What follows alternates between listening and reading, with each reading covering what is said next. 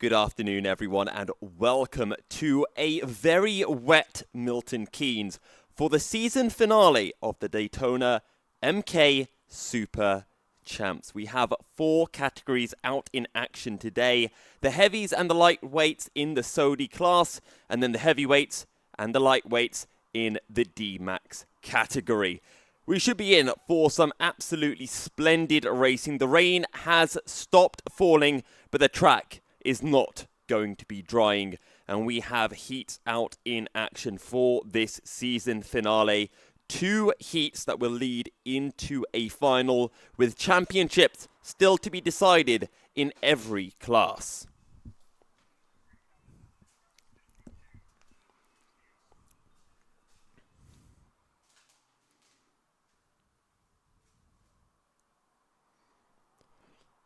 And a warm welcome to everyone who is here at the circuit as well, regardless of whether you're tuning in at the circuit. Well, you can't really not tune in at the circuit, can you? Or if you're watching over through the YouTube channel, we are broadcasting this race onto YouTube, as we have been for the previous few rounds. So let's take a look at how all of the championships are kind of panning out heading into this season finale, round 7 of the championship. In the Sodi SR5 lightweight category, it is Matthew Glazebrook who leads the championship by 4 points over Luke Power. And Luke can jump ahead of Matthew Glazebrook. Matthew Glazebrook, though, just needs to secure a couple of points over Luke Power. He needs to take about 44 points in total today. Meanwhile, in the Sodi SR5 heavyweight class, we might potentially be seeing a new champion, Aidan Miller or Hamish Eisner. Both of them are at the top of the standings, 284 for Aidan Miller. Hamish Eisner with 280 points. And if I'm not mistaken, I think I've spotted Hamish Eisner around circuit with a brand new race suit. And you know what they say about new race suits? 1 second a lap, right?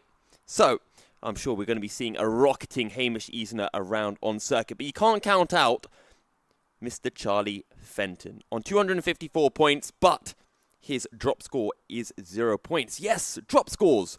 For those people who don't know, here at Daytona Milton Keynes, we run with this really cool system called drop scores. It's what Formula 1 used to use in the past, but then Formula 1 forgot how to do good racing, so they removed drop scores. What it means is that everyone's worst results of the season gets removed. For Charlie Fenton, that's when he didn't turn up and he got 0 points. For the likes of Aidan Miller and Hamish Eisner, they have a total of 46 points that will be dropped from their current tally, which means that effectively Charlie Fenton is your championship leader. Over in the D-Max lightweight class, James Bettison leads the championship by 10 points over Jamie Tylee Gooden. However, Jamie's drop score is 4 points worse than James Bettison, which means that instead of being 10 points behind James Bettison, he is only 6 effective points behind. Dom Balasatis is not racing today, so he cannot have any impact in the championship. And Ethan Pritchard is too far behind to be able to close in, but could very well be taking 3rd place in the championship. Over in the D-Max heavyweight class, Kuba Wozniak is currently leading by just 2 points over James Brown.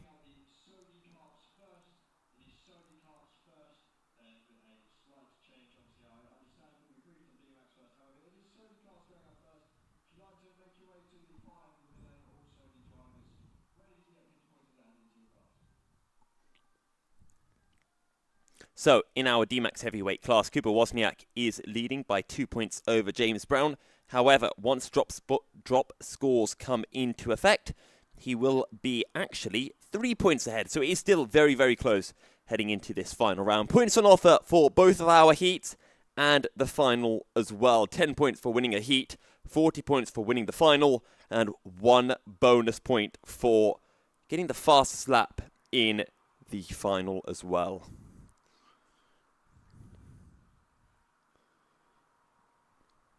We will be having our Sodi karts out on circuit.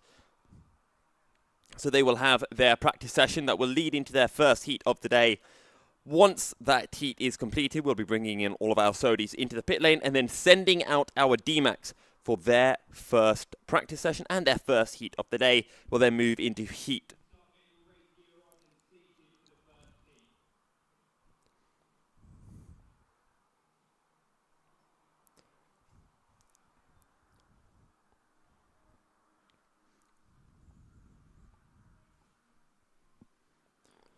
So we should be getting our racing underway shortly.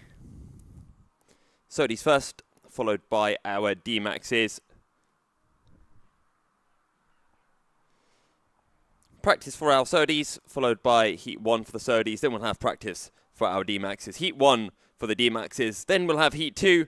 We'll then work out where everyone will be starting for the finals, get the grid sorted, and then we'll have our Sodi final, followed by our D-Max final. Already seeing a couple of our Sodis making their way into their carts, or a couple of drivers heading into their carts. If it was Sodi carts walking around circuit, that would look a little bit odd, but possibly quite cool.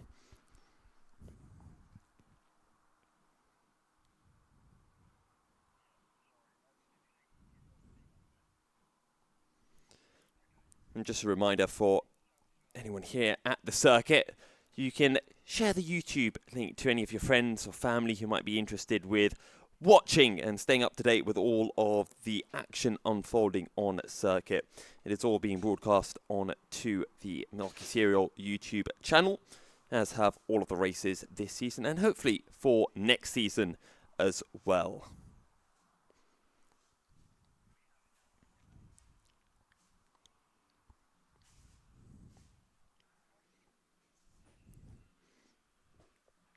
So, as mentioned before, just another reminder of what the championship battles are heading into this final round.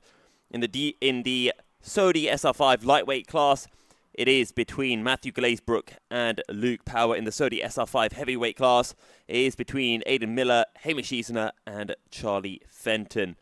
In the D-Max heavyweight, it is between Cooper Wozniak, James Brown, and Ian Riley. Meanwhile, in the D-Max lightweight class, the cream of the crop, if you will, it is between James Bedison and Jamie Tiley Gooden.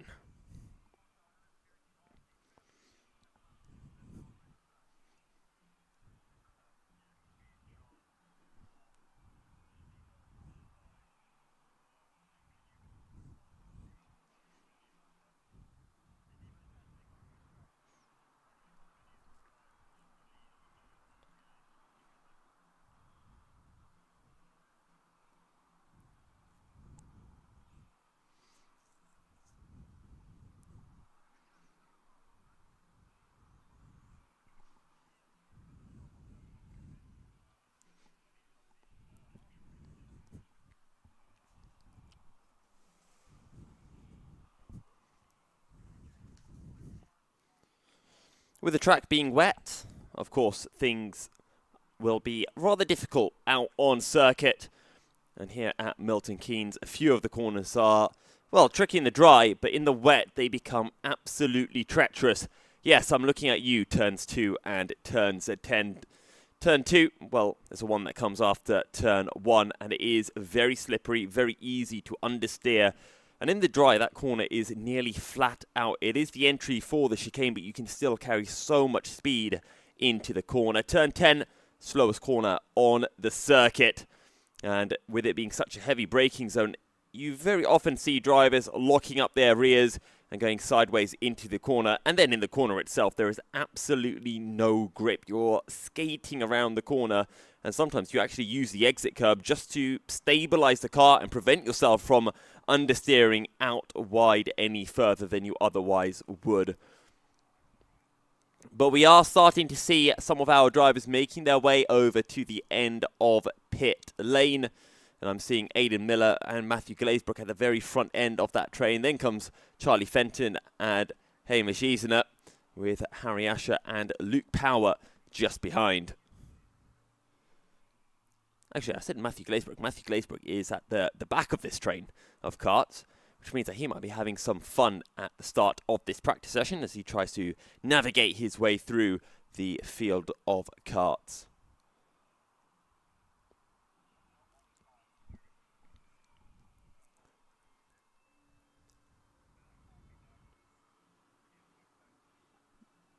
Charlie Fenton just needs to take about 35 points or so today, and he will be taking the championship. Which practically means he just needs to finish each heat and the final.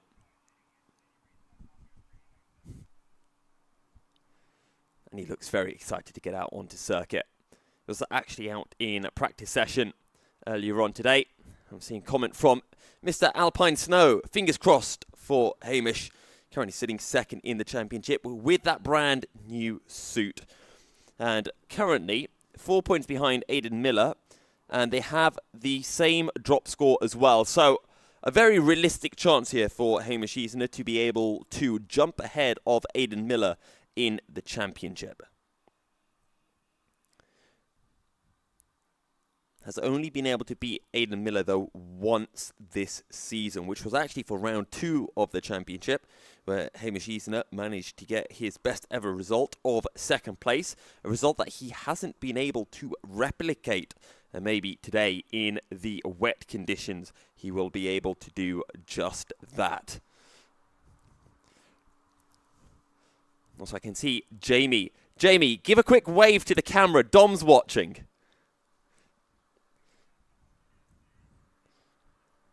Obviously, a shame that Mr. Balasatis himself is not with us today.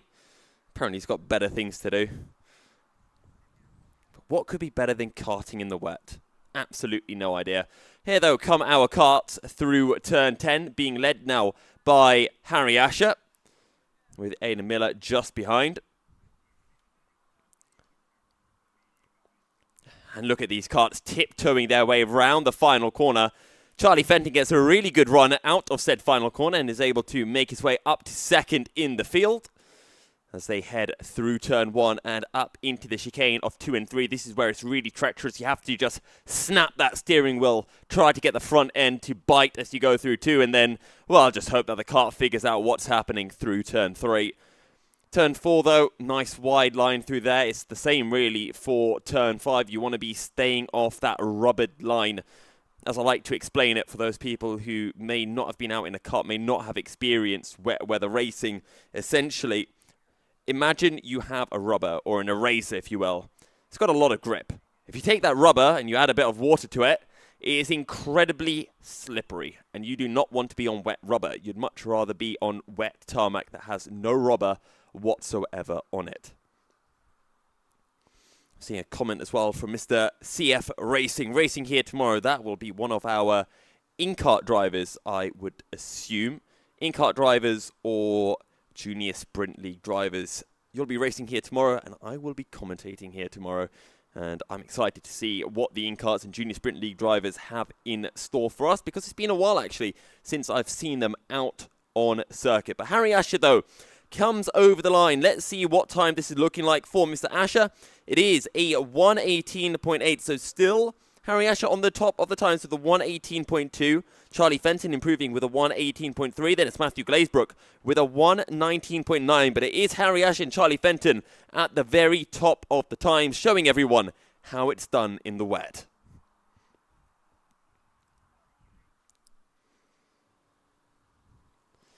And I also believe that is Alexei Ivanov, who is sitting third in the train of karts with the red and black suit, white helmet. Rather similar to what Matthew Glazebrook has, but is not wearing one of those wet suits. That being said, not really many puddles out on circuit, and with the rain not coming down either, I think you can get away without needing to have a wetsuit on currently. Harry Asher managed to get his joint best result of the season, a P3 last time out for round 6 of the championship, and also round as well, which saw Callum Poulter racing, and Callum Poulter had an absolutely phenomenal drive to be able to win that race. Was leading for the majority of it before he had a brief spin, dropped down the field, and then had to claw his way back up, overtaking, I believe, Luke Power on the very final lap of the race as well. Harry Asher, though, improves on his personal best with a 1:18.0. Luke Power also improving with a 1:19.0. Alexei Ivanov jumps up to fourth with a 1:19.8. Matthew Glazebrook remains in P5 ahead of Aidan Miller and Hamish Eisner.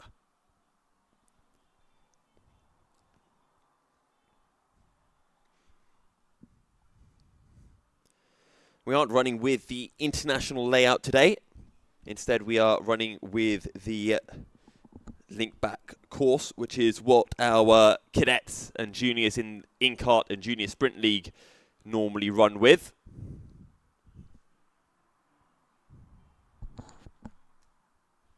What's happening?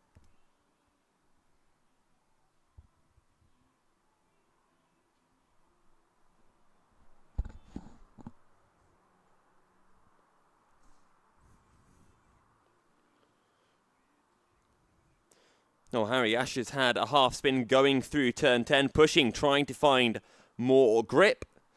But in the end, it loses the rear end, it loses traction, and ends up dropping behind Luke Power and Alexei Ivanov. But Harry Asher, though, still at the top of times for practice. And I have been told as well, just to give a reminder to all of our drivers, that tinted visors will not be allowed after 9 o'clock. It is going to be getting dark. We are going to be having the floodlights out on circuit, and we cannot have tinted visors out at the same time as the floodlights are on. So make sure you are having a check as to when your final heats will be starting and whether any of them might go past 9 p.m. And if they do, make sure you have a clear visor ready.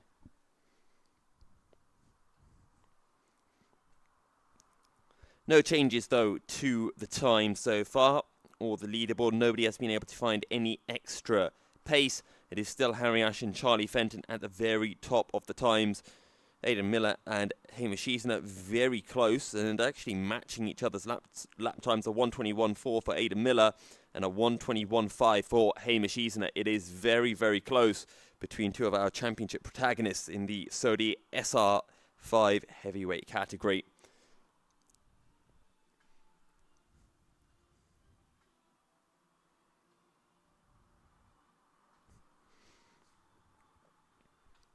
Charlie Fenton unable to improve on this lap with a 1:19.3. Harry Asher almost improving, but Luke Power does improve. A 1:18.362 jumps just ahead of Charlie Fenton by only a few hundredths of a second. Matthew Glazebrook also close to improving, but a tenth down on his personal best. Aidan Miller improves with a 1:21.1 and is now 4 tenths clear of Hamish Easner. And this is the first wet round we've actually had of the Super Champs this year, if I'm not mistaken. At least while I've been here anyway. Even last year, I think we only had one wet round, which was the season finale. And even then, it was dry, and then it got a bit damp, and then it dried up again. So it wasn't a fully wet round. So for all of these Super Champ drivers, I don't think they would have been out in these wet conditions in quite a while.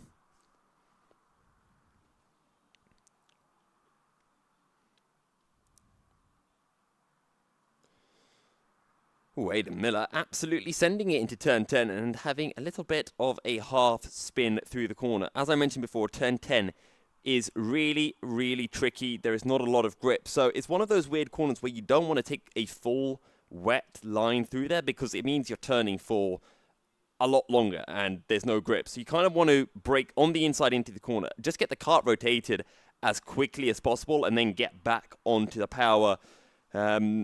And use actually a bit of that curb, because the key thing to remember with racing in the wet is concrete has more grip than tarmac. So if you can find bits of the circuit where there is concrete instead of tarmac, which tends to be curbs, that is where you will find more grip. There you go, top tip from me. Still, no improvements, nobody able to get into the 1:17s just yet. Improvement for Matthew Glazebrook, who puts in a 1:19.3 and jumps up into P4 ahead of Alexei Ivanov, but it is still 3 tenths separating the top three. Harry Asher, Luke Power and Charlie Fenton, as practice is nearing a close. Just about a minute remaining of the session, and then we will be heading on in to our first heat of the day. Our heats will have a random grid. So the starting order for that first heat is not determined by this practice session. This practice is not acting as a makeshift qualifying session. It is random grids for both of the heats, and they are set in such a way so that if you have one heat where you start at the front, your next heat you'll start towards the back, and vice versa. So it evens out for everyone. So either you'll have a front start and a back start, or you'll have two midfield starts.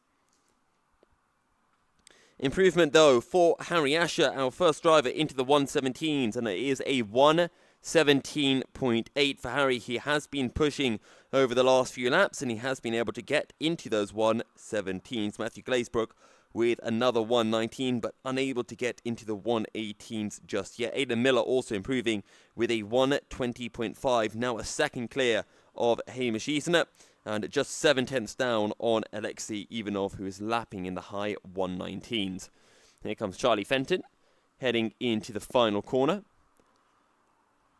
And the checkered flag is being prepared for Mr. Fenton, a former heavyweight champion in the four-stroke category.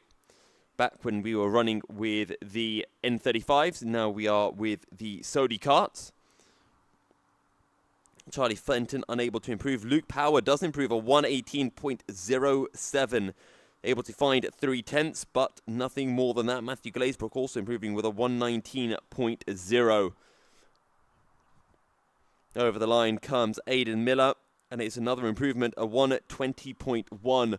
What can Hamish Easoner do as he rounds the final corner, taking that wide line? But I actually think taking the tight line, because that's where the concrete is, might be the quicker way round. Almost an improvement for Hamish Easoner, who puts in a 1:21.8. So with that, we're going to be getting all of our karts stopped on the approach into that long left-handed turn 9. If you're watching on the stream, that is on the top left of your screen. And then we will be getting them underway for a rolling start for this first heat of the day.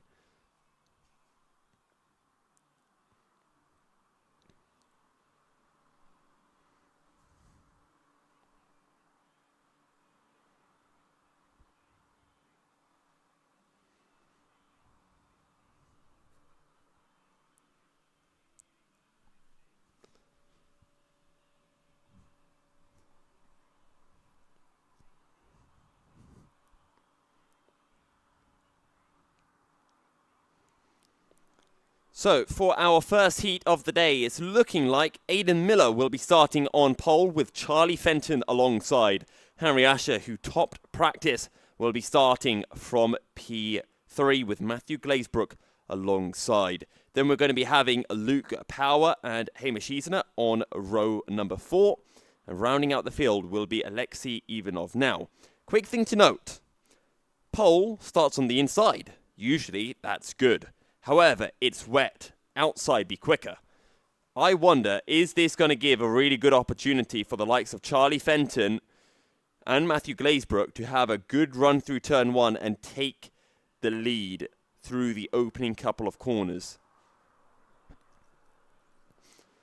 Because I think it will. I think the outside is quicker into turn 1. I think that's what most of the drivers were doing in practice. So I reckon Charlie Fenton might be taking an early lead for this race, and Harry Asher on the inside might be losing a couple of positions along with Mr. Aidan Miller. But we are ready to go racing, as our karts will make their way through turn 10 and towards the final corner. Aidan Miller just doing a little bit of weaving, trying to get some much needed heat into those tyres. Heat does help these tyres a lot. You find yourself with a lot more grip as a result. But here they come then, round the final corner. And when will Aidan Miller put his foot down? And we are green and racing. Aidan Miller on the inside. Charlie Fenton going to go round the outside, but can't find the traction. Drops the position to Harry Asher, who's now going up the inside of Aidan Miller. Backs out of the move. Slots down into second as Luke Power side by side with Matthew Glazebrook for P3 through turn 3. And now side by side, heading up into the hairpin of turn 4. Glazebrook's going up the inside. And I think that is Charlie Fenton potentially. He's gone up the inside. Gained a position side by side with Harry Asher. Heading down into turn 5 as Aidan Miller goes the long way round turn 5. Charlie Fenton finds the switchback, gets the position on Harry Asher, and is now alongside Aidan Miller, heading down towards Linkback corner. But I think Aidan Miller is still in the lead of the race as the karts disappear out of view for the first time, make their way through turn 6 and onto the back straight. And it is indeed Charlie Fenton leading the race, but Harry Asher has got a really good run. He's on the inside of Charlie Fenton. Glazebrook pushing him along into turn 9. Aidan Miller all the way on the outside, side by side with Luke Power, but it is Harry Asher who leads Heat 1 of the day. Aidan Miller trying to go up the inside of Matthew Glazebrook, who in turn is trying to go up the inside of Charlie Fenton, who is looking behind him at Glazebrook, might need to look in front of him. He goes up the inside of Harry Asher, but Harry Asher, clean as you like with a switchback, instantly retakes the lead of the race. And Charlie Fenton holds on to second with Luke Power in third. Then comes Matthew Glazebrook and Aidan Miller, followed by Alexei Ivanov and Hamish Easener. So a cracking opening lap to the race for our Sodi SR5s. And it is Harry Asher who has once again been overtaken by Charlie Fenton. And again, Harry Asher with the switchback. Charlie Fenton keeps on trying to send it up the inside. And Harry Asher, cool as you like, every time knows that he will get the traction coming out of a corner no matter what Charlie Fenton does. Luke Power, though, coming under pressure from Glazebrook as they head into link back corner. And again, this is where it can go very wrong. You can go way too hot down the hill into that braking zone and just compromise yourself on exit. And that might be what's happened to Charlie Fenton, because he's now under pressure from Luke Power. Matthew Glazebrook behind the pair of them. Look how wide Glazebrook is going as he searches for the grip. Whether he found the grip, I don't quite know. All of them going wide through turn 10. Glazebrook taking a tighter line than the leading three. And it seemingly has worked out for him. Hasn't worked out for Harry Asher. Goes wide. Again, Fenton goes up the inside. And this time, Fenton parks it on the apex. And Harry Asher can't get the switchback. Charlie Fenton retakes the lead. Harry Asher goes up the inside through turn 1. Makes the move stick. Fenton puts his hand up in the air. But that was a cracking overtake from Harry Asher. Fenton back up the inside through turn 2, and Harry Asher will have to settle for second this time round. Luke Power getting a good run, forcing Asher to go defensive now down into turn 4. Power's probably going to try to hold it the long way round the outside.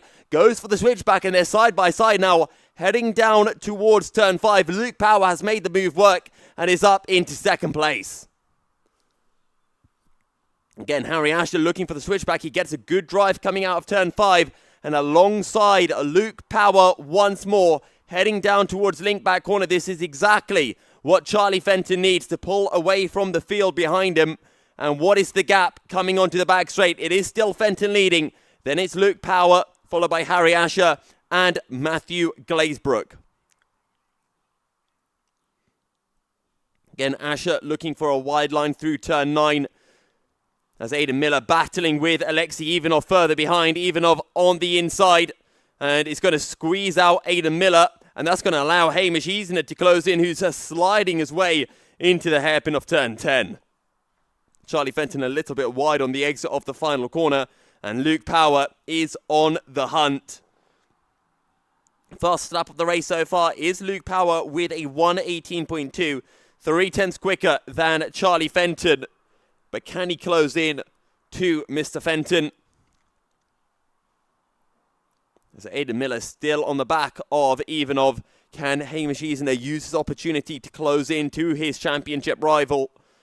He needs to get every point he can over Aidan Miller currently. Matthew Glazebrook has dropped back as well, just a tiny bit.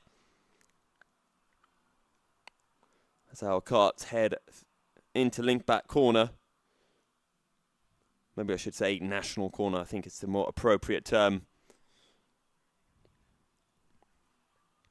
And Luke Power is definitely closer to Fenton this time round, taking that tighter line through turn 9. Harry Asher taking a wider line.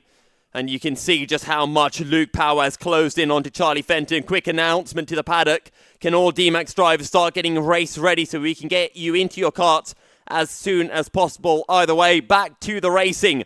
Charlie Fenton has a look over his shoulder and will indeed see Luke Power directly behind him. And Luke Power might be on for some very, very big points today. Even if he doesn't get past Charlie Fenton, he is looking at a heat win, which might be exactly what he needs to hunt down Matthew Glazebrook in the championship, especially with Harry Asher between himself and his championship rival. About 5 minutes remaining in our race for this first heat of the day in the Saudi class. Again, Luke Power, very good on the exit of turn 5. He's right on the back of Charlie Fenton. And if these two battle, not only will Harry Asher close in, but indeed Matthew Glazebrook as well. And we might be on for a 4-way battle for the heat win.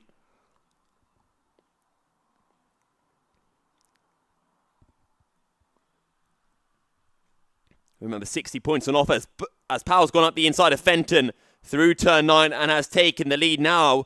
It is Harry Asher directly behind him. Fenton trying to get the tighter line through turn 10.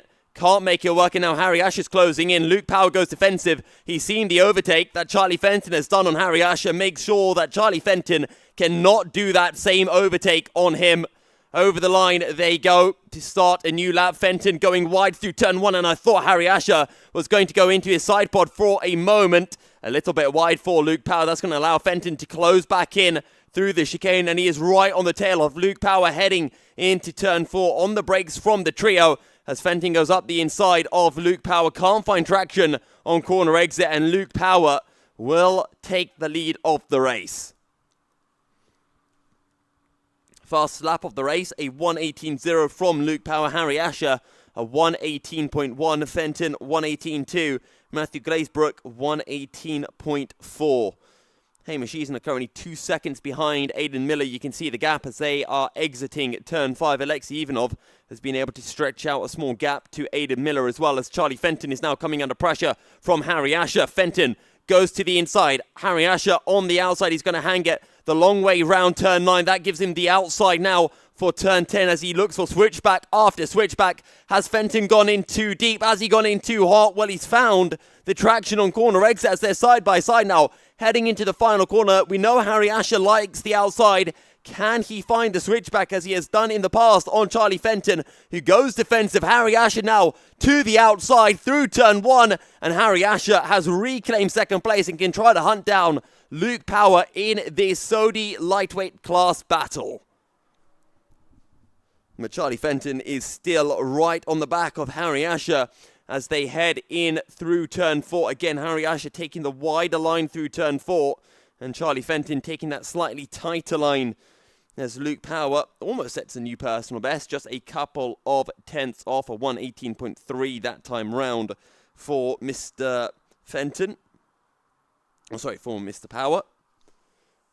So once again, our carts disappear out of view as they head through National Corner and on to the back straight.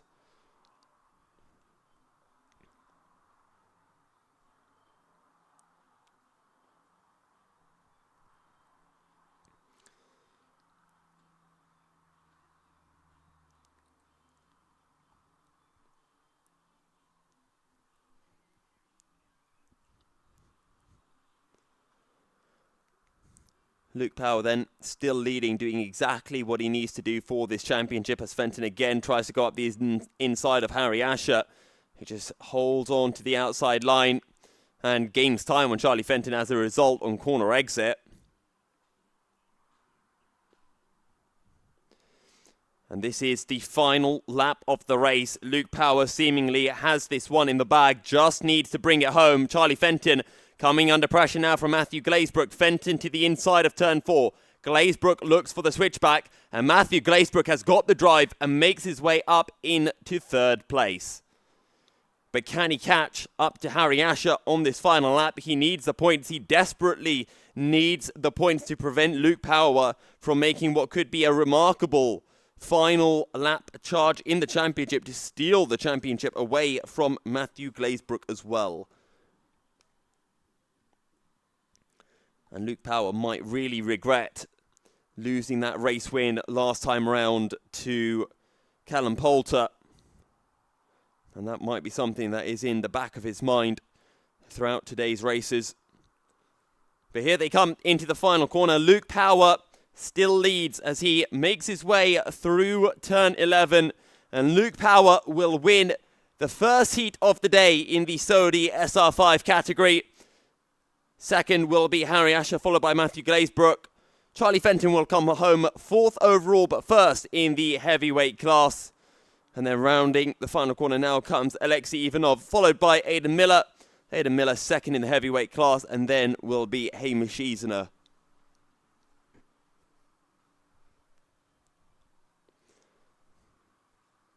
So with that, our first heat of the day draws to a close.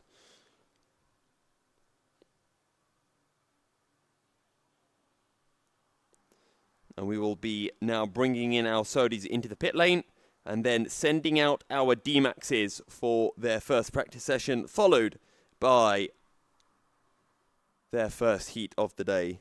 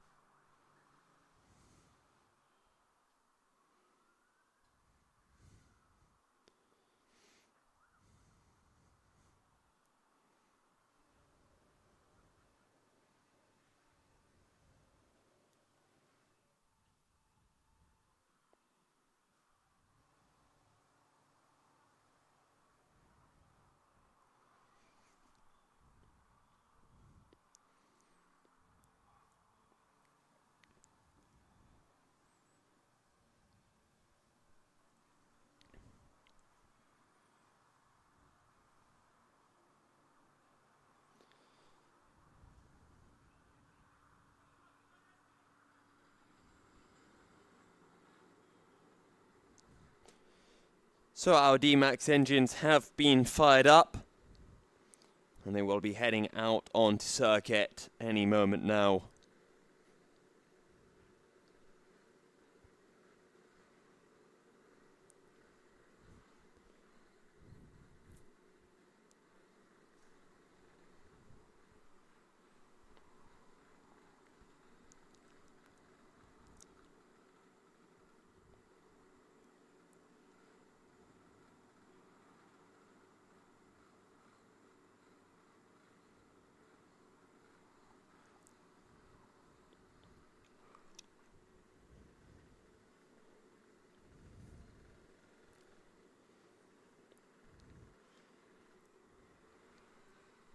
So our D-Maxes are ready to go, and as you can see on your screens, are crawling to the end of pit lane 2 mile an hour speed limit here at Daytona Milton Keynes, which is barely walking pace. Now, who are we going to be seeing doing a Stormer in these wet conditions? Kuba Wozniak, of course, one to watch out for. Incredibly quick driver in all kinds of conditions. Philip Babulal making his return to the D-Max Championship. Has not done a single round this season, so is certainly a dark horse, and with the likes of Philip Babulal racing, Barry Morris as well, Lewis Barton returning, maybe there is a chance for Jamie Tyler-Gooden to overcome what is currently a 10-point deficit, or after drop scores come into effect, a 6-point deficit to James Bettison.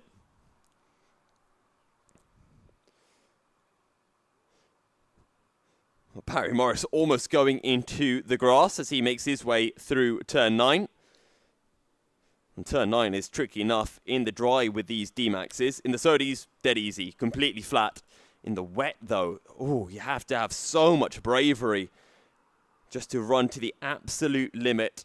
Barry Morris and James Bettison at the very front of this train of karts as they head through turn number 1.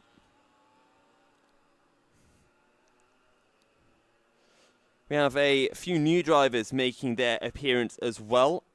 One driver that's popping straight up is Minwei Hua, who I've not seen racing before. There's a couple of drivers under Anonymous, which could either be drivers who have been here before, maybe they haven't been here before.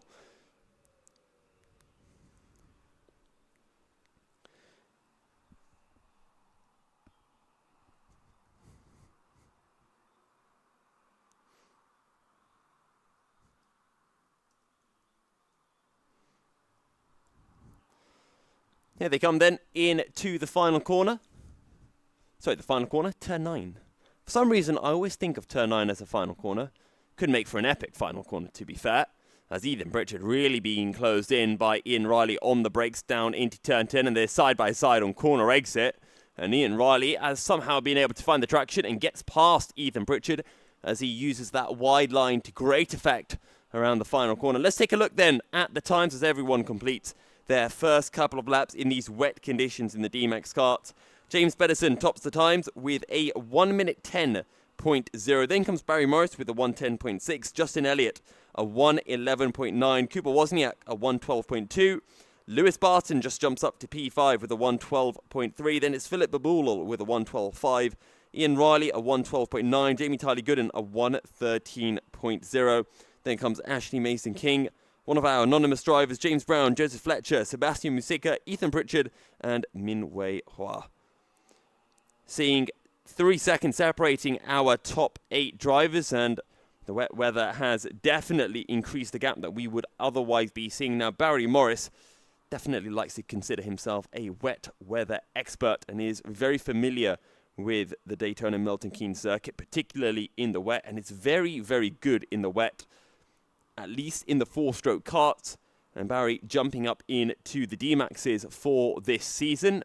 We'll see how well he gets to grip with the circuit conditions. Barry Morris improves his time to a 1:09.0. James Pedersen, though, a 1:08.9. Ashley Mason King jumps up to 3rd overall, quickly pipped by Cooper Wozniak, who puts in a 1:11.4 and jumps ahead of Ashley Mason King by 0.2 of a second. Oh, as we've got spinners into turn 9, Sebastian Musica, I believe, lost his rear. And then I think that might be Min-Wei Hua, who jumped on to the brakes, seeing that yellow flag, and ended up spinning himself in the process. That is something very important to note that I've seen so many drivers do in all forms of championship. They see a yellow flag and they jump on the brakes. Do not ever, ever, ever, ever, ever go on the brakes when you see a yellow flag, because you're going to lock up your rear axle and you will spin. Lift off. Slowly ease on the brakes. And that way you'll avoid spinning under yellows and potentially getting yourself a black flag for spinning under yellows.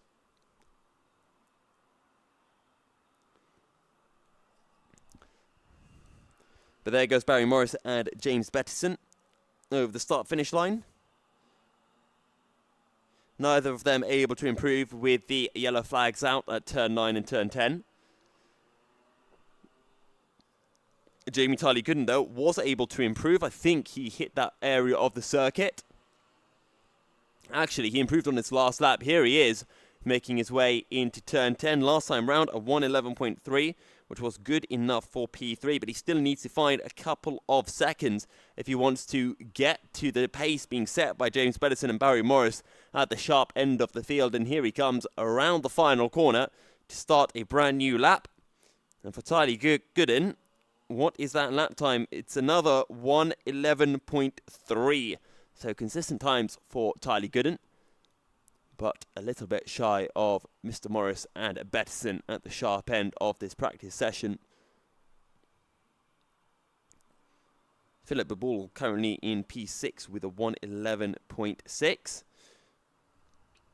Now, I wonder, is Barry racing in the heavyweight category today or in the lights as the pair of them come over the line? No improvements for either James Pedersen or Barry Morris. And then comes Sebastian Musica and about 5 other karts in quick succession. Sebastian Musica's fastest time is a 1:15.2. Ethan Pritchard a 1:14.0. Joseph Fletcher with a 1:13.5, just a few hundredths shy of the 1:19 anonymous kart. There goes Joseph Fletcher over the line and does improve, a 1:13.2. Jumps up to 11th overall and just 0.6 shy of Ian Riley. And 1.5 seconds shy of Lewis Barton in P9. James Pedersen is slowly closing in on Barry Morris, but both Pedersen and Barry Morris are lapping at an incredibly fast pace in these wet conditions, which nobody else at the moment is seemingly able to match. Although Kuba Wozniak is currently stuck in a bit of traffic, so maybe if he could get himself into some clear air, maybe he has a little bit more pace available to him. As Kuba Wozniak is at the back end of this train of karts coming over the start-finish line.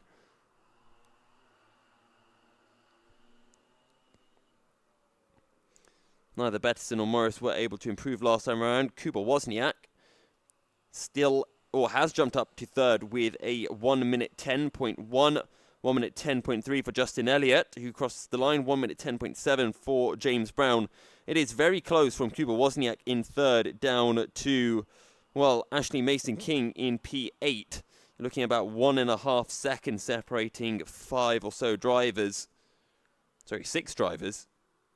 And Ian Riley and Lewis Barton are only a few tenths further back as well. So the times are continuing to improve. Philip Babulal putting in a 1:10.9 as all of our drivers start to get a little bit more familiar with the circuit. And there goes Morris and Bettison through turn 1. Both of them lapping in the mid to low 109s. And they're the only drivers who have been able to get into the 109s. James Bettison, only driver to get into the 108s. Such is their pace. As over the line comes James Brown. And Ian Riley is in this little mix as well.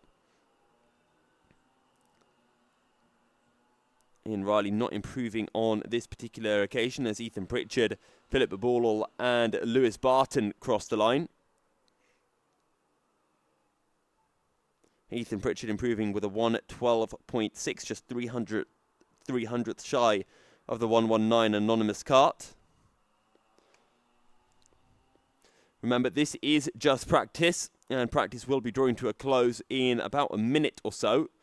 And then we'll be heading into our first heat of the day. And if practice is anything to go by, this is going to be the Barry Morris and James Bettison show. They are showing absolutely phenomenal pace in these wet weather conditions. The one thing I'm wondering is, what does Kuba Wozniak have if he can find himself a bit of clean air? Because he's been running for the majority of this practice behind other drivers. So I'm just wondering if Kuba Wozniak perhaps has not set a representative lap time so far. As Ian Riley comes into the pit, so I wonder if Riley is not happy with his kart.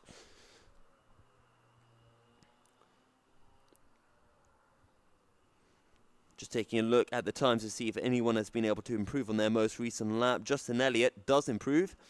A 1 minute 10.1, just 8 thousandths shy of Justin Elliott's best time. The only other improvement is from Bin-Suhayl, who has put in a 1:18.0. And the checkered flag is now out. Barry Morris has been able to stretch a bit of a gap to James Bettison over the last couple of laps. I think James Bettison starting to push a little bit harder, searching for a bit more time, but has not been able to improve on his 1:08.9, which is still the fastest lap of the session. Barry Morris with a 1:09.2, just a few tenths shy of his personal best and James Bettison's fastest lap time. What about Kuba Wozniak? Kuba Wozniak has actually overtaken James Brown on this most recent lap and gets a switch back on James Brown, who sends it up the inside of Wozniak to the final corner, but cannot make the move stick.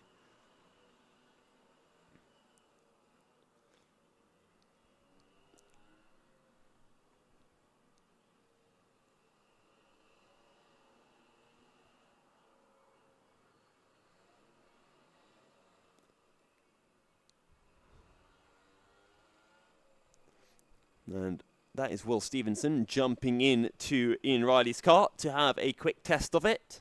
Make sure it's up to scratch before we head into our first heat of the day.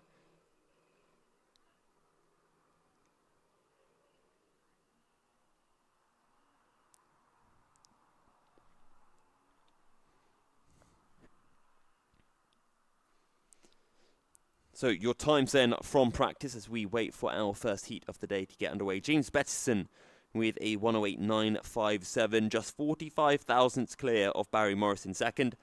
Then it's Kuba Wozniak, a second down on our leading two, followed by Justin Elliott and James Brown. Philip Babulal was sixth in practice ahead of Jamie Tyler Gooden.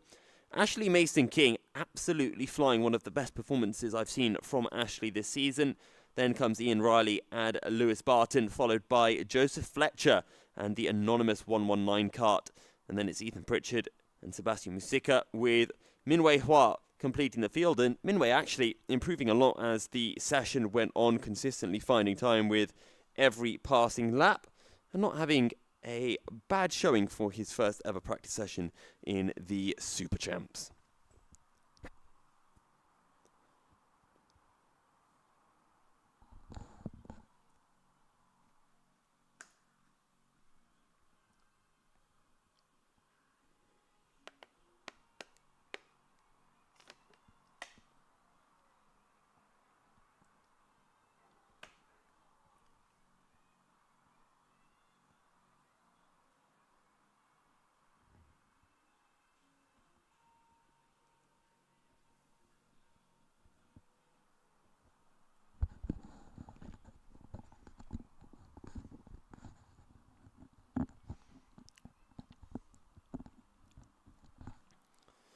So Will Stevenson has made his way back into pit lane, so let's see if Ian Riley will be jumping back into that kart or if he will be given a new kart.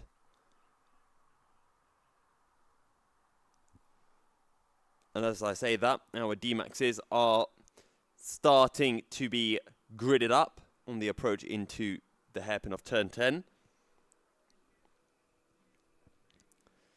And Ian Riley is indeed going to be given a new kart. So his suspicions have been agreed with by the kart tester that the kart is experiencing some issues.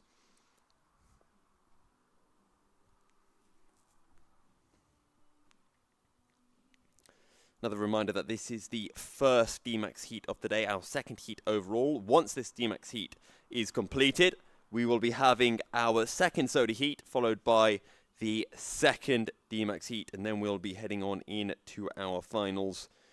And we do have championships to be decided in every category.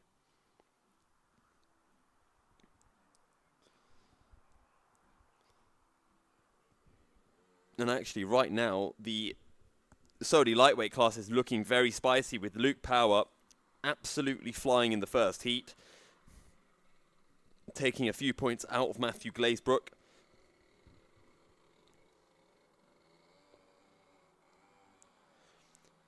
So Luke Power needs to take 8 points out of Matthew Glazebrook today. He's already done 3 points, or 2 or 3 points in that first heat.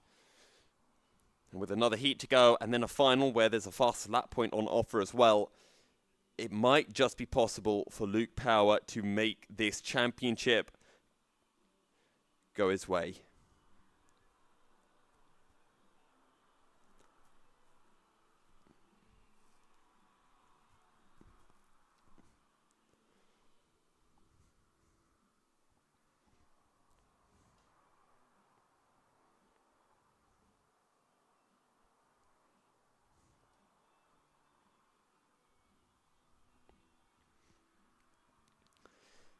So, our kart seem to be gridded up.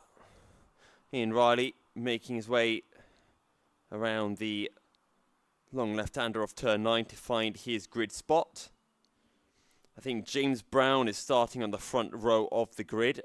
Ian Riley is going to be starting on the second row. Or actually, is that Ian Riley starting in second? I do believe it is. So James Brown will be starting in third.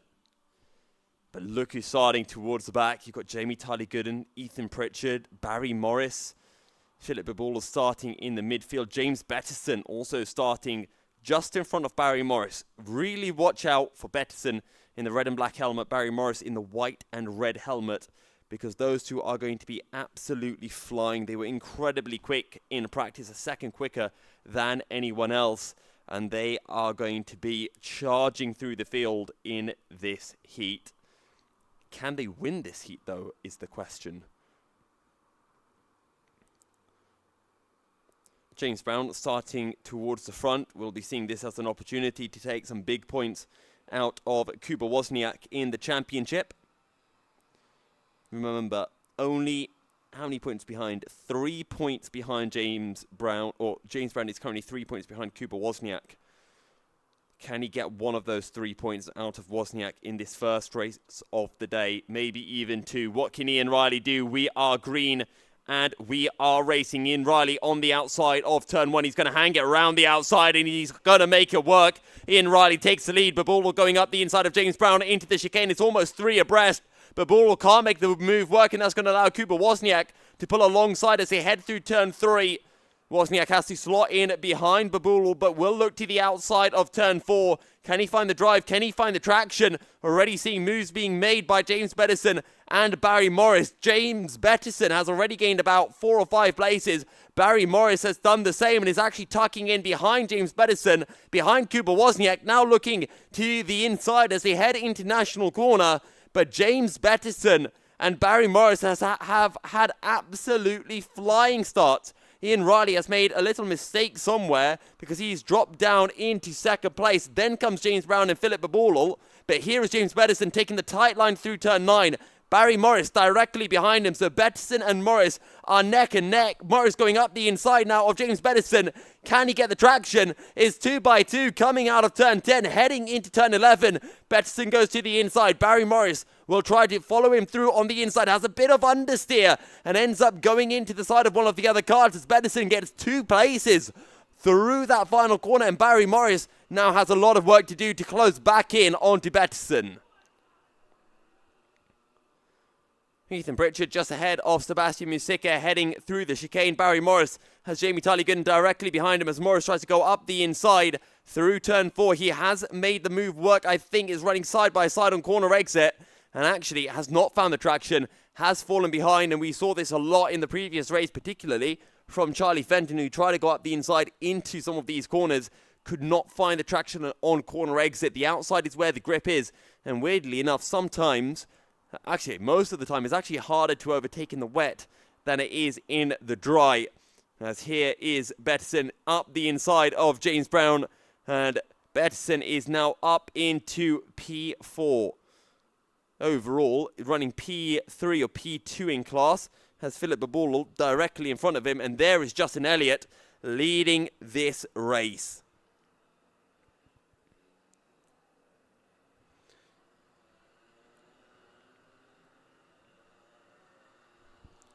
Through turn 1 they go, and don't forget, Justin Elliott might have a shot at this championship himself. Just trying to see. So Kuba Wozniak is essentially on 233 points, 243, which is only 13 points ahead of Justin Elliott.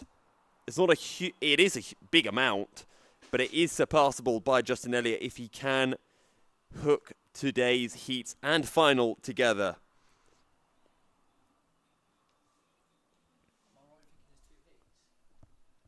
And then a final. Yes. Here is Philip Babul with James Bettison directly behind him, and James Bettison is looking for P3. And up ahead, Ian Riley is hunting down Justin Elliott. Ian Riley also has a shot at this championship as well.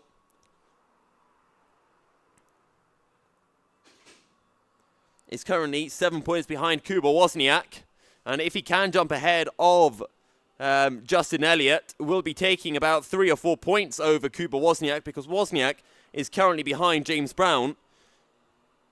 Barry Morris is right on the back of James Brown, former N35 championship rivals, with Barry Morris pipping James Brown to the title last season. Kuba Wozniak currently directly behind Jamie Tyler Gooden, who is closing in on our 119 anonymous cart. But Bettison has now passed Philip Babul, so I've missed that one happening.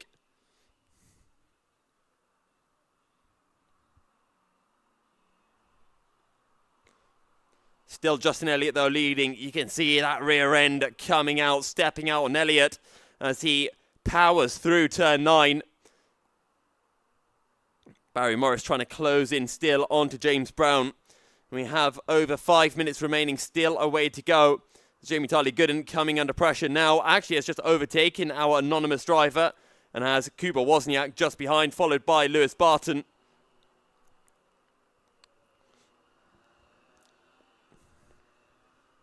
James Pedersen having a look over his shoulder. He is not quite the fastest driver on circuit. Justin Elliott was the fastest man last time around. And fastest lap overall goes the way of Ian Riley, a 109.6. 8/10 separating Elliott and Riley. And last time around, Justin Elliott gained 3/10 to Ian Riley. But there is not a lot separating them. And if Ian Riley can win this race, oh boy, is the championship going to be getting really feisty, because not only is James Brown taking a point out of Kuba Wozniak, Ian Riley is going to be taking a huge amount of points out of both James Brown and Kuba Wozniak.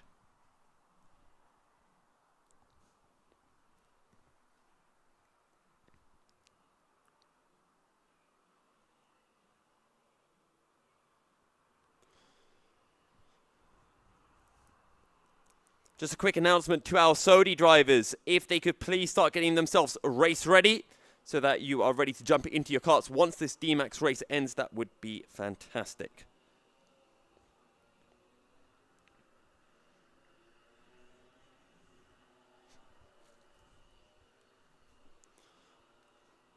James Brown behind Barry Morris now, who is trying to close in onto Philip Baboulal. I don't know if Barry Morris is racing in the heavyweights or in the lightweights today. That is actually something I'm quickly going to check.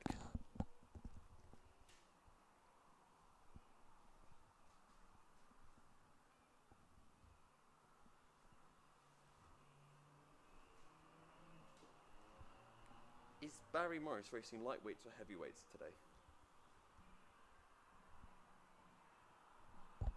So I have just had confirmation. Barry Morris is racing in the lightweight category today. So will not be playing any impact on the battle between Kuba Wozniak, James Brown and Ian Riley for the championship. But Ian Riley is closing in, I think, onto Justin Elliott. There's only a few kart lengths separating these two. Last time round, Ian Riley taking 4/10 out of Justin Elliott. The gap is 7/10 of a second. And Ian Riley was the quickest man around on that last occasion.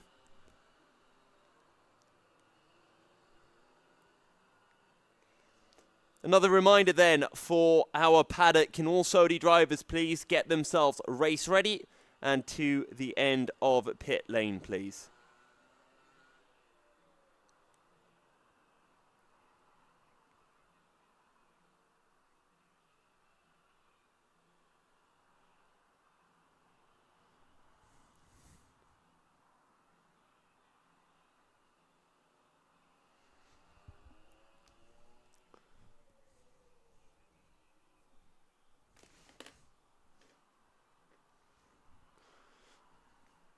Here comes Elliott then, and Riley, as that is Tyler Gooden going up the inside of James Brown. Brown fighting back with the switchback side by side now, heading into turn 10. Contact between the pair of them. James Brown has been able to get the drive, but what can Kuba Wozniak do? This is a battle between two championship protagonists in the heavyweight class, and Wozniak has fought his way past Jamie Tyler Gooden. Tyler Gooden, though, gets the drive coming out of the final corner. Up the inside he goes of Wozniak. Tries to make the move on Brown as well, but can't make it stick.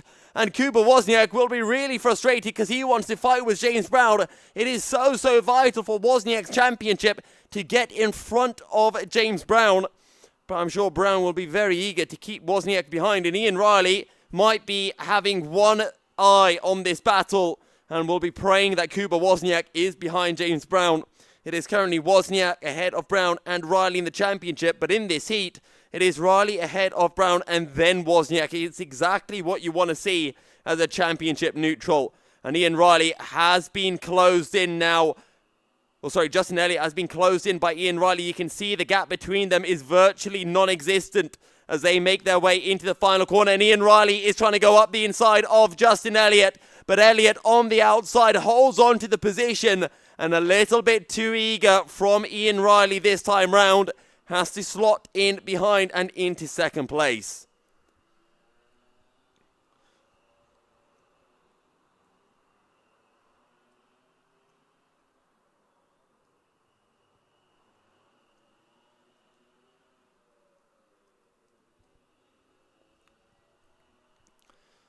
Meanwhile, Tyler Gooden has found a way through on James Brown. Can Kuba Wozniak overtake James Brown? Only a couple of minutes remaining, and this is so important for James Brown. Two incredibly important battles that both affect the D-Max Heavyweight Championship now occurring out on circuit. And Ian Riley has made a mistake. Ian Riley has dropped back from Justin Elliott and is falling into the clutches now of James Pedersen. So Ian Riley has thrown away a chance to fight for the race win. Can he close back in onto Justin Elliott, who has been driving fantastically? And the answer to that is going to be no, because the checkered flag is being prepared and will be waved for Justin Elliott to take the first heat win of the day. A fantastic drive ahead of Ian Riley. Then comes James Pedersen and Philip Babulal.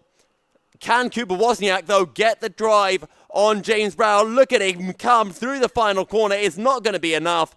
James Brown will take P3 in this heat. Kuba Wozniak will come home in fourth, but it is Justin Elliott who wins this one ahead of Ian Riley. It is reverse of the championship order, which means we are on for a fight and a half.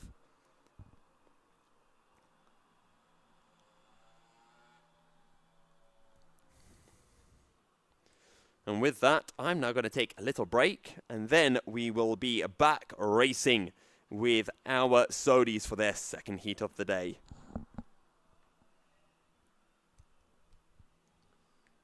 Four points in the heat. Is it 10.98 or 10.87?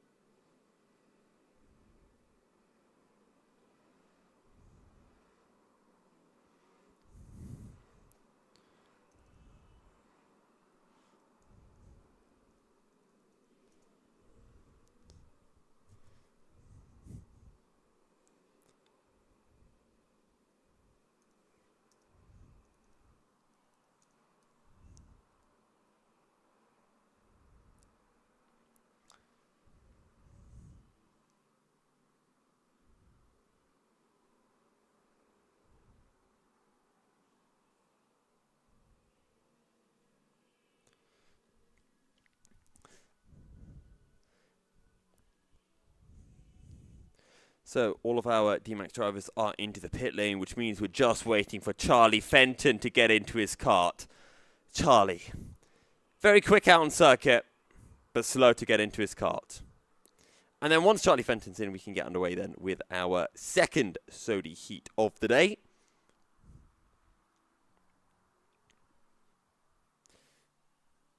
Luke Power won our first heat of the day ahead of Harry Asher and Matthew Glazebrook. Can Luke Power make it 2 from 2? A reminder that in the championship currently, Luke Power was 8 points behind Matthew Glazebrook. With that first heat of the day, the gap is down now to just 6 points. And if we have the same result as we did in our first heat, the gap will then be down to 4 points heading into the final. And 4 points is certainly doable for Luke Power. With a point on offer for fastest lap in the final. 2 points over second as well if you win. 3 points over third. Luke Power is just going to be hoping that Harry Asher is his best friend to finish second in all of these heats, with Luke himself taking the win.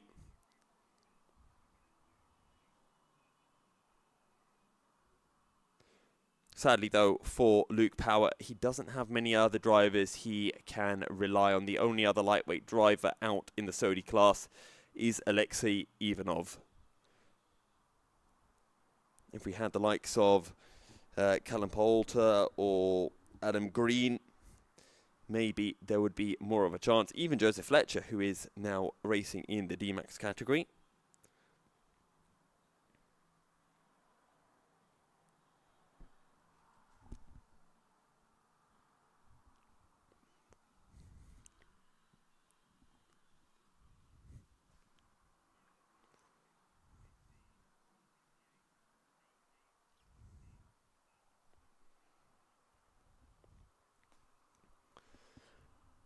So it is Alexei Ivanov on pole with Hamish Easoner alongside, and then it is Luke Power and Matthew Glazebrook on row 2, followed by Harry Asher and Charlie Fenton, with Aidan Miller completing the field. So the second and final heat of the day, of course there is the actual final to come after this race. Here we go then, rolling start, being led by Alexei Ivanov, but it is all about Luke Power and Matthew Glazebrook. And of course Harry Asher as well. He has arguably the biggest part to play in this championship. And can he get between Luke Power and Mr. Glazebrook? Here they come then, round the final corner as we get ready to start the second heat of the Sodi day. And we are green and underway. Glazebrook on the outside of Power, but Power will take the position. Can Harry Asher follow through there 2x2, heading into the chicane? And Matthew Glazebrook gets in front of Luke Power. Super critical move that for Matthew Glazebrook, but it is Alexei Ivanov who leads the field. Glazebrook up into second, and is that Harry Asher directly behind? There's a huge cluster of karts as they battle for second place on the exit of turn 4, heading down into turn 5. And it is indeed Matthew Glazebrook who is running in second place. Hamish Easoner going up the inside of everyone into turn 5. He doesn't get the drive on corner exit. And Luke Power has dropped down the field into penultimate position. Through National Corner and onto the back straight. Still Ivanov, but you can see how much Matthew Glazebrook has gained over the last couple of corners. And then it's Harry Asher in third place. And look at this battle. Charlie Fenton going up the inside of Hamish Easoner. Luke Power trying to follow him through. Aidan Miller now alongside Hamish Easoner into turn 10 sideways for Easoner. Luke Power trying to get the switch back, but finds himself with nowhere to go as Hamish Easoner is, well, almost sideways across the circuit. Power goes up the inside into the final corner, makes the move work and gains a position, but he's got so much work to do now to close in onto Harry Asher and Matthew Glazebrook up the road.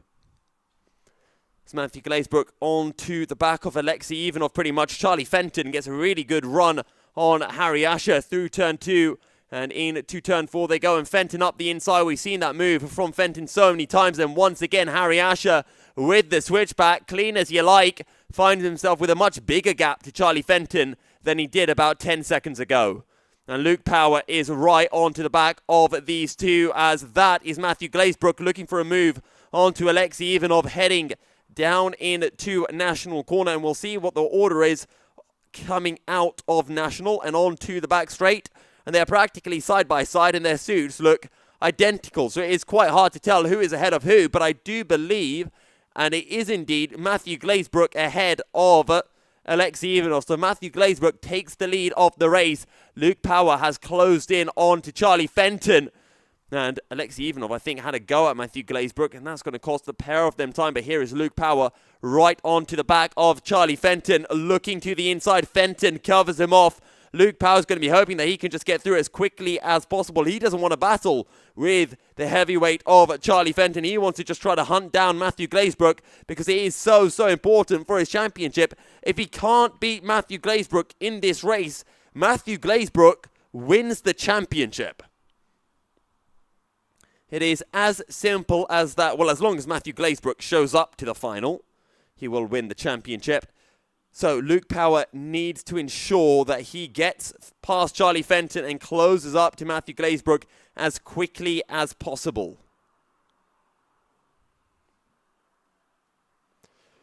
Hamish Easener ahead of Aidan Miller currently. So Hamish Easener is going to be pulling back the points that he lost to Aidan Miller in the previous race.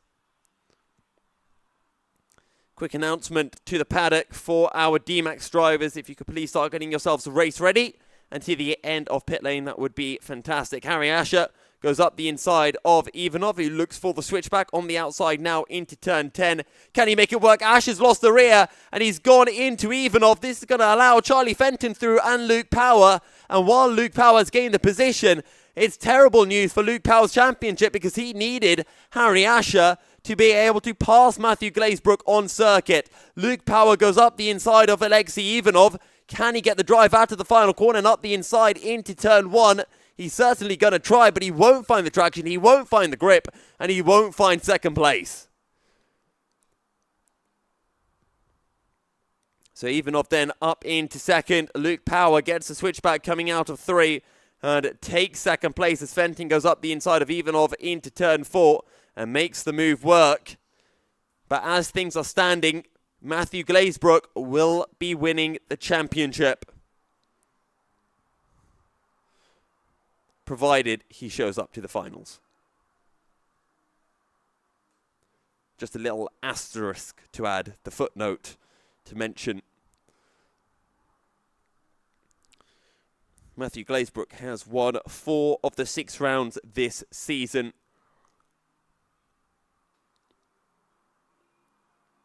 Alexei Ivanov battling harsh with Charlie Fenton.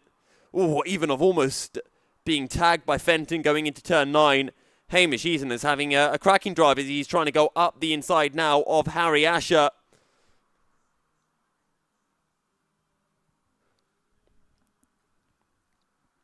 Ivanov now going round the outside of the final corner, looking for the drive on Fenton, who covers off the inside a little bit late. Ivanov, though, round the outside of turn 1, makes the move work. And Alexei Ivanov is having an absolutely cracking battle with Charlie Fenton as Harry Asher is now closing in. Harry Asher is guaranteed, pretty much, I think, at this point, to finish 3rd in the championship.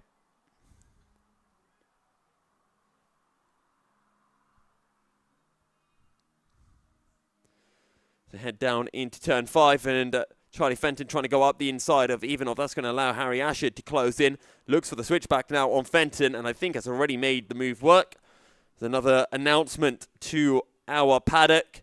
Can all D-Max drivers get themselves race ready into the end of pit lane? We only have a few minutes remaining of our Sodi Heat 2. Matthew Glazebrook, though, comfortably leading. Fastest lap of the race as well. As Luke Powell sits in second, Alexei Ivanov looking for the switchback on Harry Asher. The pair of them make contact, and now Ivanov on the outside. Harry Asher, though, covers the move as Charlie Fenton. You know what? Hamish Easener is closing in onto Charlie Fenton. He might very well win this heavyweight heat as well, which could be absolutely huge in the battle for second place between Hamish Easener and Aidan Miller, because it would mean that out of the 2 heats, Hamish Easener would be taking 1 point out of Aidan Miller's advantage, and the gap between them was 4 points, and is 4 points after drop scores come into effect, so it would be 3 points heading into the final race. And I think, is it raining again? I do believe it is. Well, I said Hamish Easener has a new suit, and I did say a new suit is a second a lap, and he's definitely putting that into effect right now. He is driving the wheels off his kart as he hunts down Charlie Fenton. Absolutely inspired drive this from Hamish Easener. Here comes Glazebrook then, through turn 9 and into turn 10. Last time round, Luke Power took half a second out of Glazebrook. The issue for him is he's nearly 6 seconds behind. That gap has definitely dropped, I think, over this lap. Harry Asher in 3rd ahead of Ivanov. Then comes Fenton and Easener. And this is where in the wet it gets really, really easy to just overdrive the car as you search for time, when really you just need to be patient and just be super silky smooth as you get on the power on corner exit, as you get on the brakes into a corner. Can Hamish Easener pull this off, though? He really needs this if he wants to take the fight to Aidan Miller in the championship.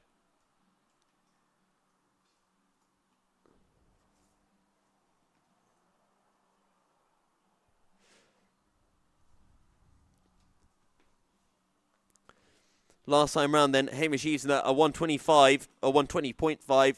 Charlie Fenton a 119.4. Fenton setting his new personal best of the race. And the gap, nearly 2 seconds. Luke Power taking over a second out of Matthew Glazebrook. He is definitely faster, but not quite fast enough. I think Harry Asher will be kicking himself as well because he's lapping about a second quicker than Matthew Glazebrook, a few tenths slower than Luke Power. And if he hadn't had that spin, he might have been battling with Matthew Glazebrook for the race win.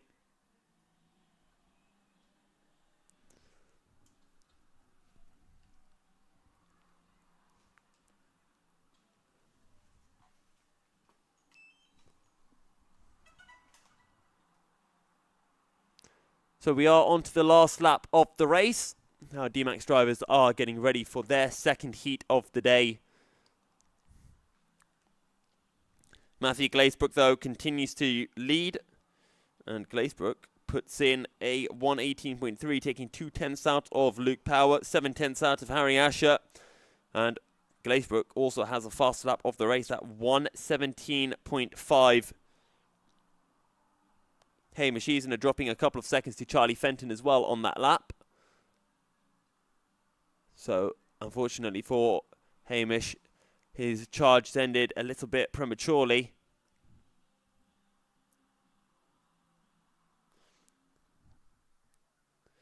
Here comes Matthew Glazebrook then into the final corner.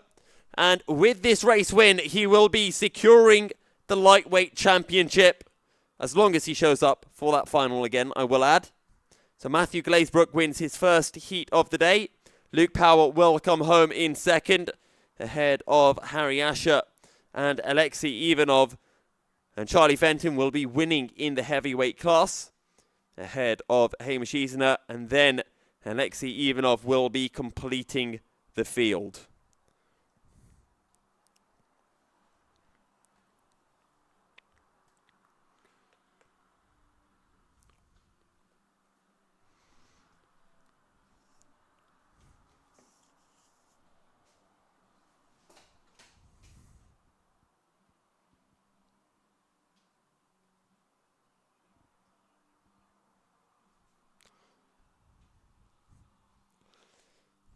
So our second Surrey race draws to a close.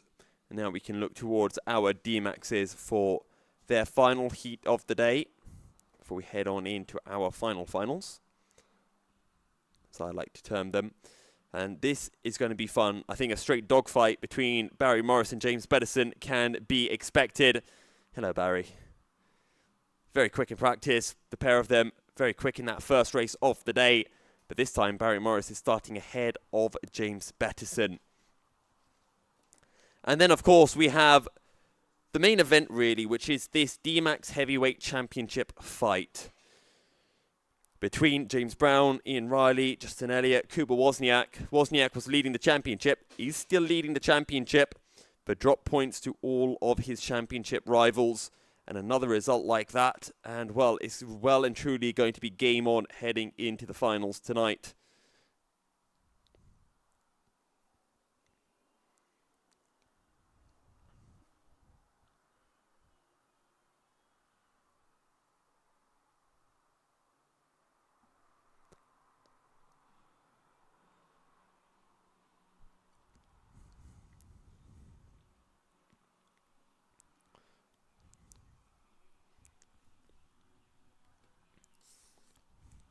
So, I'm trying to have a quick think as to what the championship is looking like. So, Kuba Wozniak was 3 points ahead of James Brown heading into this round. He is now just 2 points ahead of James Brown. Ian Riley, though, was 6 points behind Kuba Wozniak. 7 points behind Kuba Wozniak once drop scores come into effect. He is now 5 points behind Kuba Wozniak. Meanwhile, Justin Elliott was, let me do some quick maths. So 287 minus 43, 244. Kuba Wozniak was 13 points ahead of Justin Elliott and is now just 10 points ahead of Justin Elliott. So 10 points separating the top three with 2 more races to go. For Justin Elliott to win this championship, he needs to win the race, win both this heat and the final, and he needs Kuba Wozniak to finish, well, 4th in both this heat and the final. And Justin Elliott needs to get a fastest lap. It would require an absolute miracle, nearly, for Justin Elliott to win this championship. But we have seen miracles occur before, and it is wet. We can see spins. We can see all sorts of carnage. So do not count out Justin Elliott. And how gutting would it be for Ian Riley if he misses out by 1 point? That 1 point, if he hadn't made that mistake in that first heat of the day where it cost him a chance to really fight with Justin Elliott for the heat win. Again, instead of being 5 points behind, he could be 4 points behind right now.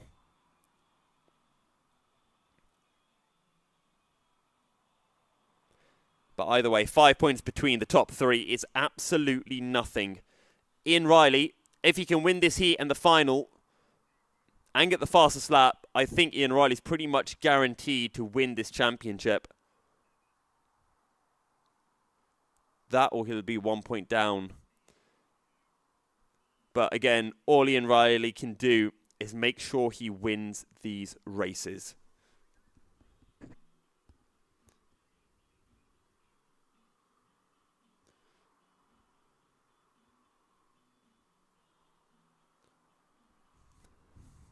Either way, it's an incredibly close fight in the heavyweight championship.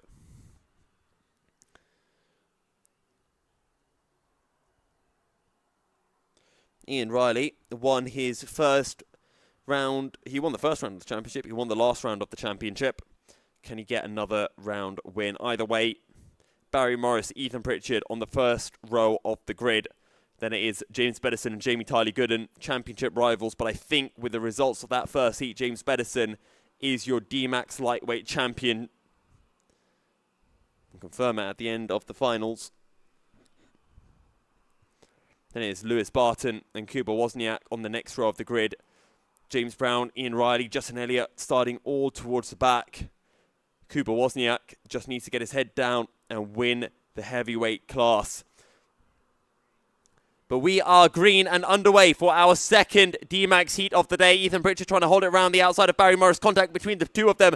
And it is 3 abreast as up the inside goes Justin Elliott into the chicane. A couple of drivers stricken through turn 1. But it is Barry Morris who leads from Ethan Pritchard. James Bedison has found a way through on Jamie Tyler Gooden. They're side by side now coming through turn 4. Kuba Wozniak has been able to pass the pair of them. And is now trying to fend them off heading into turn 5. As who is that? That's Lewis Barton, I think. He's gone off in turn 5 and into the tyre barriers. Has been able to recover the kart. But has rejoined at the back of the field. Just ahead of Sebastian Musica, who is in turn trying to recover from that lap and turn 1 incident.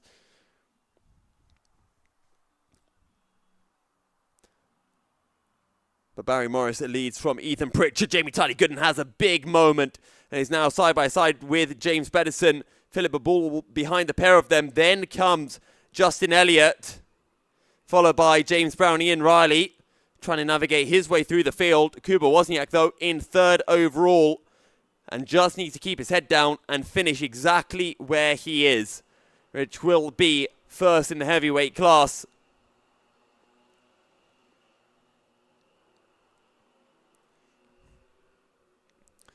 Meanwhile, Bedison trying to keep Tyler Gooden at bay. Babul behind the pair of them. As there goes James Brown up the inside of Elliott. Can Elliott get the traction, taking that wider line? He can, but he can't pull alongside James Brown heading down into turn 5. And Ian Riley has been able to make moves. Is now on the back of Justin Elliott and James Brown, who are side by side on the exit of turn 5. James Brown holding on to the position as they head down into National Corner.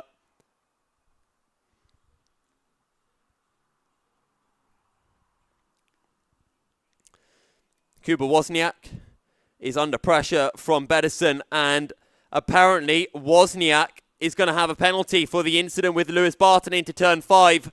Oh, this is really spicing up the championship.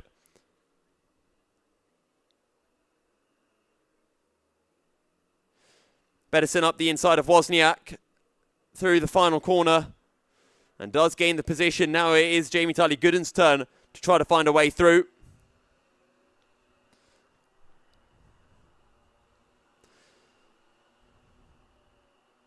And Kuba Wozniak has a 3-place penalty for the incident with Lewis Barton, which has been deemed as a takeout. So, well, I said that we could see spins. We can also see penalties. And the penalty gods have decided that we're going to be having a close fight in the heavyweight championship. And it does mean that James Brown is going to be leading this championship heading into the final race of the day. Ian Riley, though, has been able to pass James Brown. So this race is just getting spicier and spicier. The championship is getting spicier and spicier. And it's all going to come down to the finals. Kuba Wozniak has been passed by Pedersen. Tyler Gooden trying to close in. Now, if Wozniak can stay ahead of Tyler Gooden and Babulal, then that 3-place penalty, while it's 3 places, it's only going to be 1 place in reference to his heavyweight competitors. And it is Justin Elliott who will finish ahead of Wozniak. So now it is super important for Wozniak to try to find a way through on Ethan Pritchard, who has just been overtaken by James Pedersen. And now Wozniak is on the back of this duo. Can Justin Elliott, Ian Riley and James Brown close into this fight? As Ethan Pritchard now fending off Wozniak, heading down into turn 5. Now Kuba Wozniak just needs to stay calm. It's so easy when you see that penalty just to let the red mist kick in and just try too hard. Maybe get yourself another penalty, maybe make mistakes. And Kuba cannot do that. He needs to stay ice cool. He's a very talented driver. And right now he's under pressure from Jamie Tyler Gooden, who's trying to go up the inside into turn 9. Cannot find any grip whatsoever. Philip Babulal closing in as well. Let's take a look then at the lap times. Kuba Wozniak last time round 1:10.0. Justin Elliott, Ian Riley. Well, Justin Elliott 1:10.1. Ian Riley 1:11.5. James Brown 1:12.2. But Justin Elliott is definitely closing in. Ethan Pritchard now under pressure from Wozniak, who's trying to go up the inside into the chicane. Makes the move work as well. So Kuba Wozniak up into 3rd overall. Which means that right now, that 3-place penalty has no impact on Kuba Wozniak in terms of the championship, because he has 3 lightweight drivers behind him.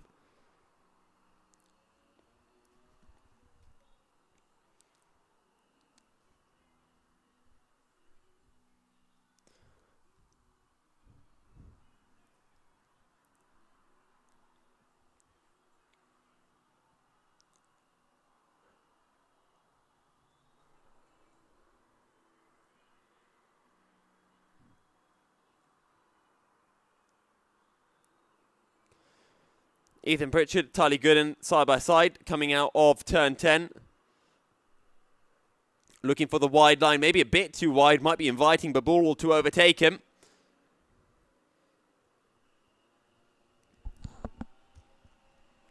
So is the penalty for this heat or finals?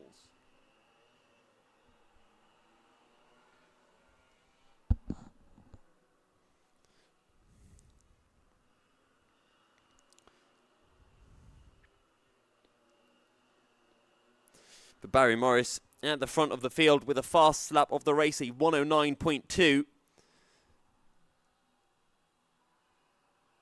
And is that James Pedersen coming under pressure from Wozniak? It is indeed.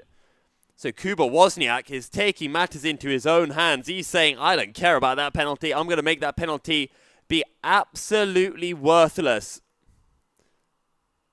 And up the inside he goes of James Pedersen. Has to be careful not to have contact, and they do have contact. But thankfully for Wozniak, Pedersen stays on the road. And Pedersen saying, look, let's work together to try to close in to Barry Morris. And Wozniak will not care one bit because he knows he has a penalty, so he knows he needs to get through before Ethan Pritchard and Jamie Tyler-Gooden start to close in.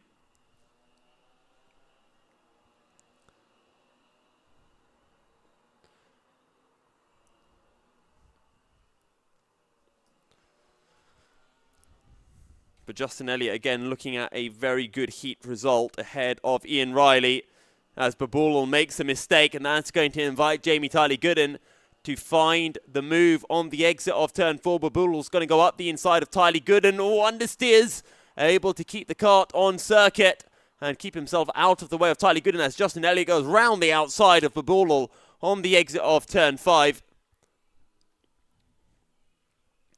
As we have just a couple of minutes remaining. Here is Betterson and Wozniak heading into turn 9. Again, Wozniak is going to take the tighter line. Betterson hangs it round the outside, and Wozniak can find no way through. But look who's closing in is Ethan Pritchard. And right now, Kuba Wozniak, with that 3-place penalty, will be finishing just behind Justin Elliott, which isn't terrible for Wozniak. It could be a lot worse, but I'm sure Wozniak would rather lose no positions to his heavyweight rivals.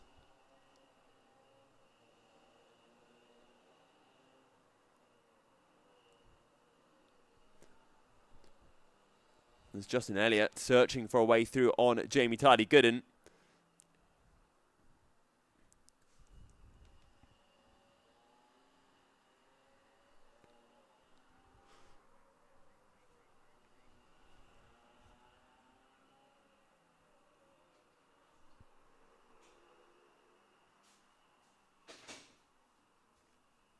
Barry Moss, though, continues to lead. 110.4 last time round for Betterson and Wozniak. 110.2 and a 110.3 respectively. As again, Wozniak trying to go up the inside of Betterson into turn 9, but once again, no success.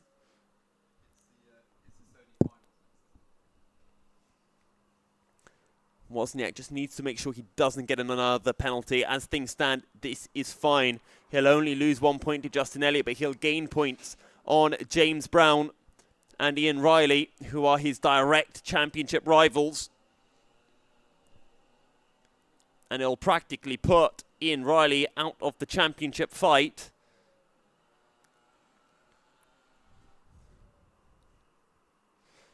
But every point could matter come the end of the finals. Now, Justin Elliott might not know that Kuba Wozniak has a penalty. In fact, he probably doesn't know that Wozniak has a penalty.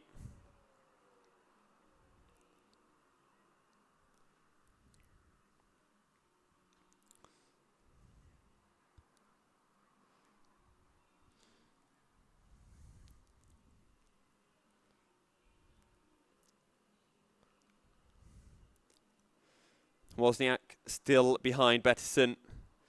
The ball really closing in under braking on to Justin Elliott through turn 10. Betterson keeping it tight through the final corner. As the ball goes up the inside of Justin Elliott, will he get the traction coming out of the corner? He will indeed.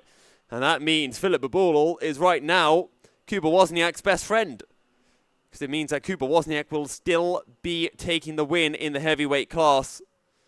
As things stand, Elliott, though, up the inside of Baboolal through 3. Now on the outside, heading into turn 4. That's going to force Baboolal to go up the inside of Jamie Tyler-Gooden. Tyler-Gooden will get the exit. Elliott, though, doesn't. Has to slot in behind Baboolal.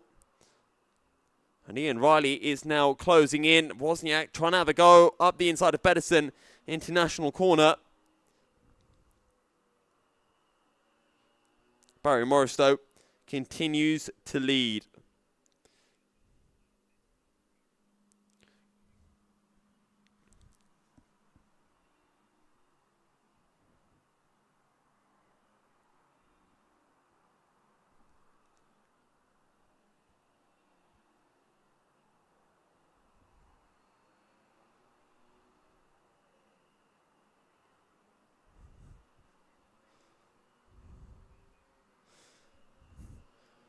So the last lap board is out. We are on to the final lap of the race. Justin Elliott has been able to get past Philip Baboolal and does have a bit of a gap to Baboolal as well. Slightly good and searches for a way through on Ethan Pritchard, but first has to be able to catch up to young Ethan.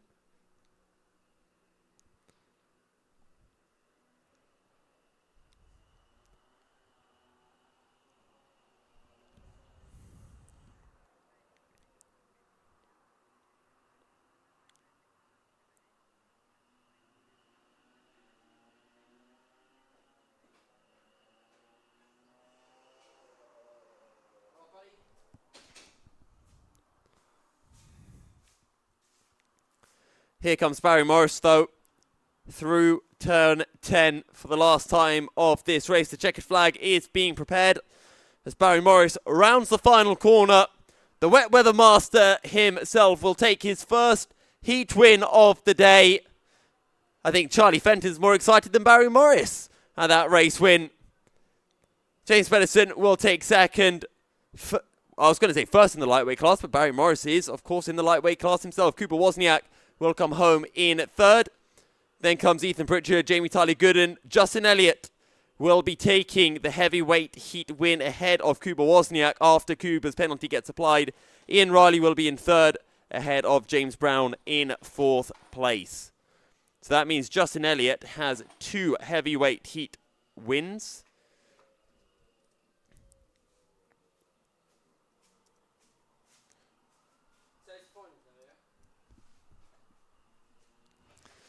And what this also means for the championship as well is that Cooper Wozniak has gained a point over James Brown. So he's gone from being 3 points ahead to 4 points ahead heading into the final. And compared to Ian Riley, he was 7 points ahead and is now 6 points ahead heading into the final.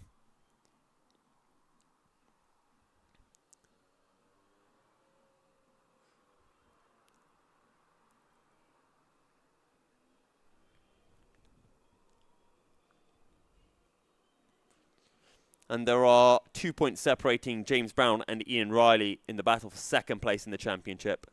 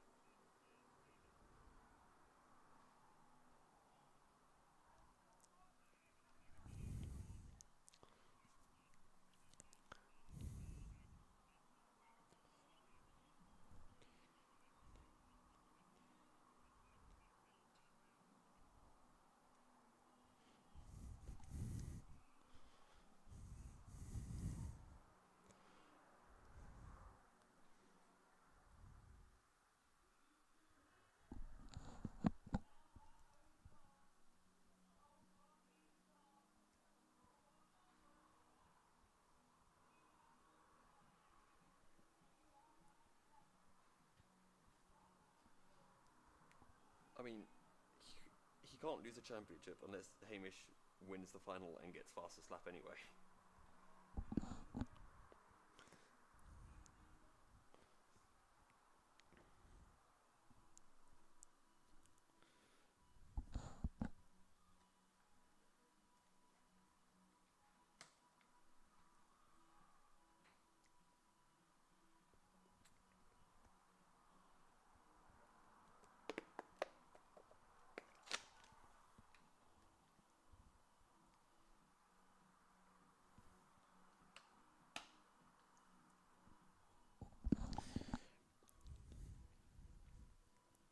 So, all that is left now are our two finals.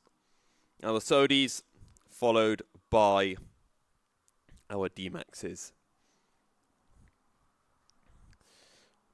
Charlie Fenton has all but secured the Saudi Heavyweight Championship.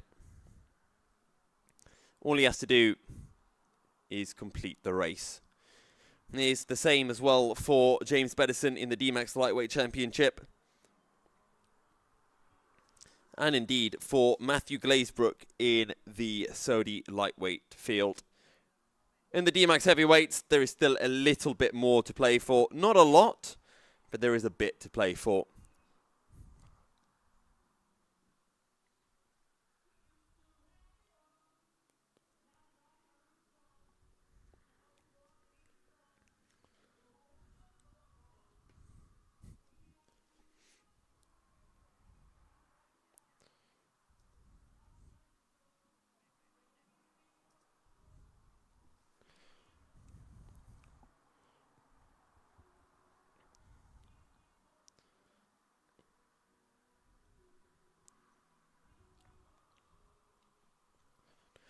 So currently Matthew Glazebrook is effectively leading the Saudi Championship by 7 points over Luke Power.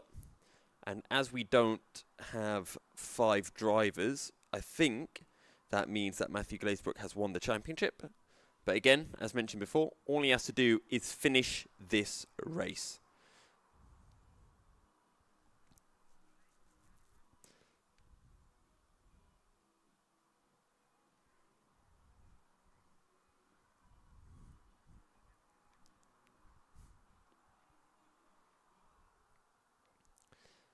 Now, I'm just trying to think, what is the grid order going to be? I think Luke Power is going to be starting this one on pole, with Matthew Glazebrook alongside him. And then I think it's going to be Charlie Fenton, Alexei Ivanov, Hamish Easner, and then Aidan Miller. As the floodlights are out, which means no tinted visors, people.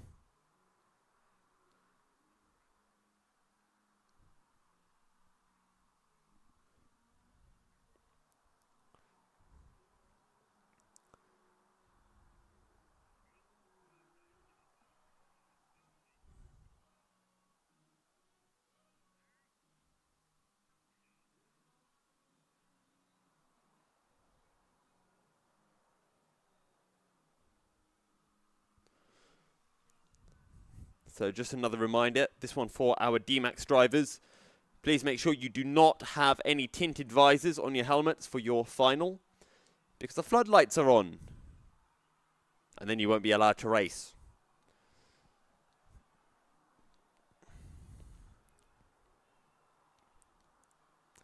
Although, to be honest, considering the conditions today, I don't know if anyone would even want to have tinted visors out.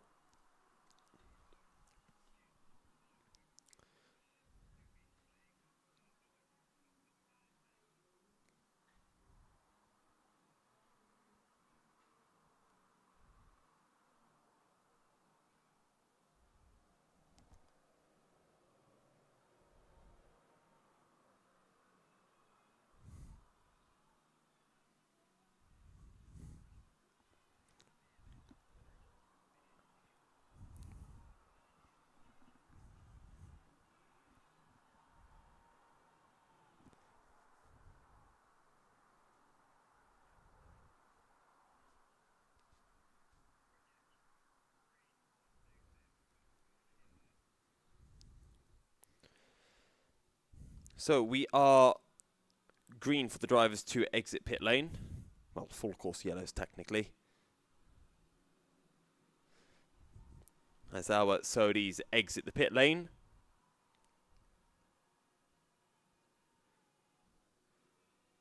For their final race of the day.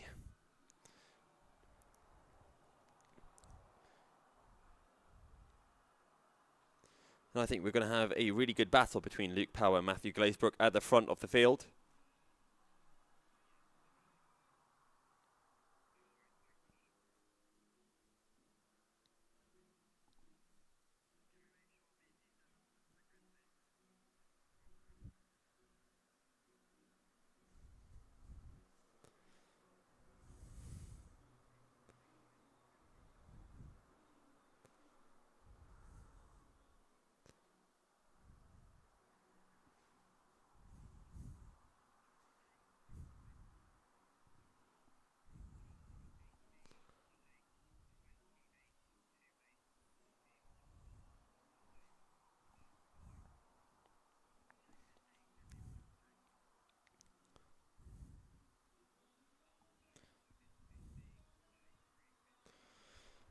So it is indeed Luke Power and Matthew Glazebrook on the front row of the grid. Then it is Harry Asher and Charlie Fenton, Alexei Ivanov, Hamish Eisner, with Aidan Miller starting from the rear. If Aidan Miller can beat Hamish Eisner, he holds on to the championship. For Hamish Eisner to win the championship, Hamish would need to win the race, get a fast lap, and need Charlie Fenton between himself and Hamish, as there are 4 points separating them currently.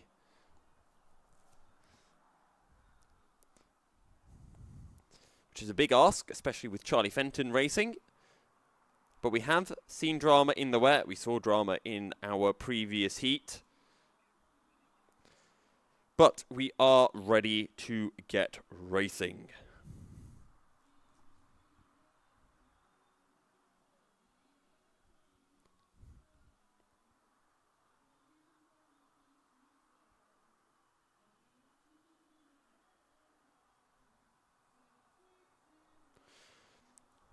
Here they come then, for their rolling start. The rain has stopped. I'd say the track is drying. It isn't. It is still damp. It is still greasy. It is still treacherous. But here we go then for the final Sodi race of the day, and we are underway. Luke Power leads the field through turn 1, and Harry Asher will follow him up the inside of Matthew Glazebrook as they head into turn 2. Contact between Power and Asher heading through 2, but it is Harry Asher who takes the lead on the exit of the chicane ahead of Luke Power. Then comes Matthew Glazebrook, as is that Power hanging around the outside of turn 4. All of the helmets and the suits look the same in the distance, but it is still Harry Asher who is leading the way. Is Charlie Fenton going up the inside of Matthew Glazebrook through turn 5, and Luke Power is behind the duo. And Luke Power is down in P4. He's trying to get the run on Charlie Fenton. Has to back out of the move heading into National Corner, as that is Aidan Miller, who has had an incident into turn 4 and has dropped right back from the leading group of karts.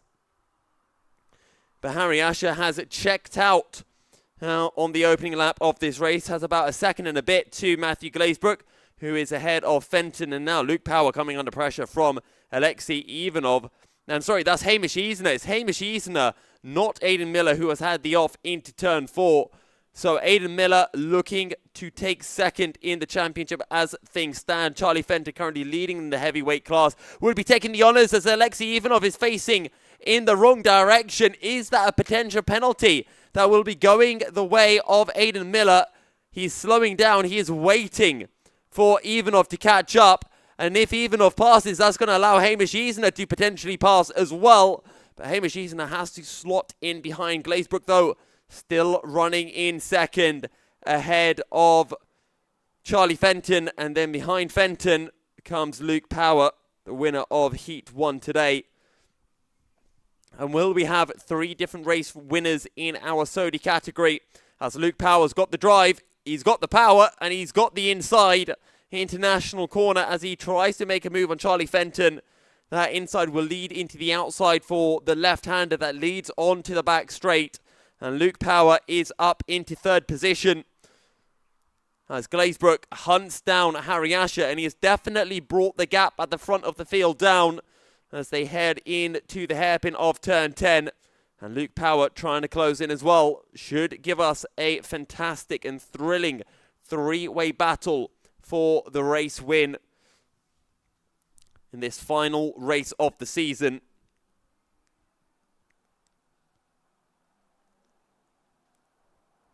As Aidan Miller goes up the inside of Ivanov. And Ivanov now gets the switchback, gets the drive out of the final corner, up the inside of Miller. He goes all contact between the two of them.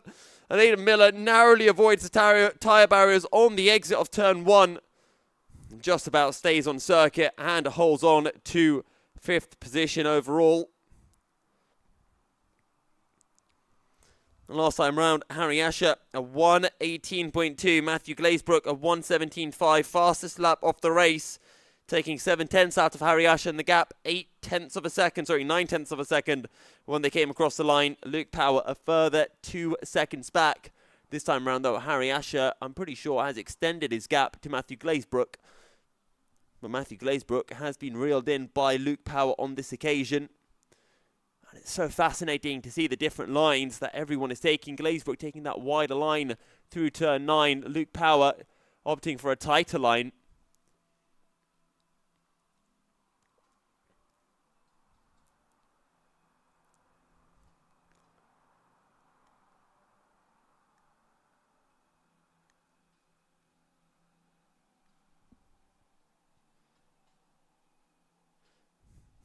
Into turn 2 go our leaders. Harry Asher leading 1.4 seconds ahead of Glazebrook that time round.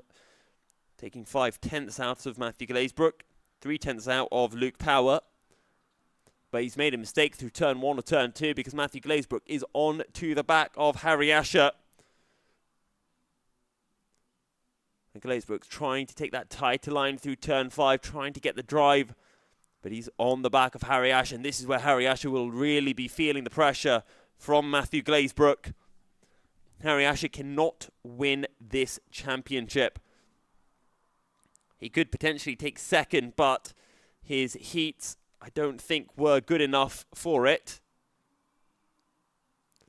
Wide line for both Asher and Glazebrook.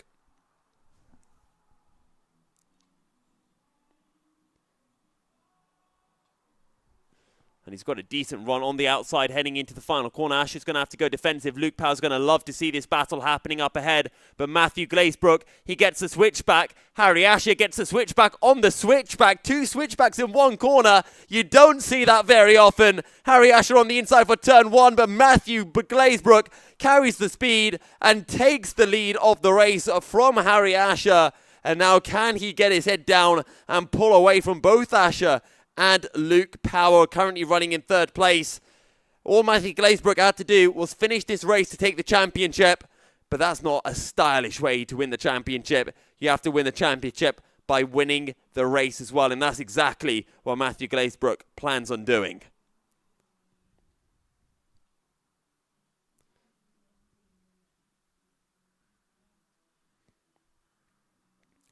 And I'm starting to see spits of rain on my commentary box window.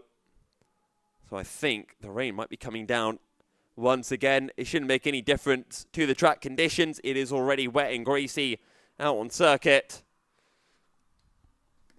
And we still have about 9 minutes of racing to go. Plenty of time for additional drama, additional changes to occur in this race.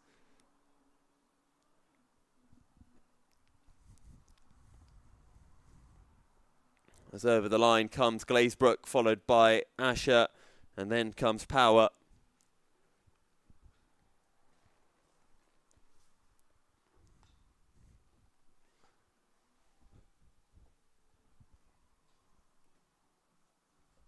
Alexei Ivanov having a little look behind him, and we'll see Hamish Easner right there.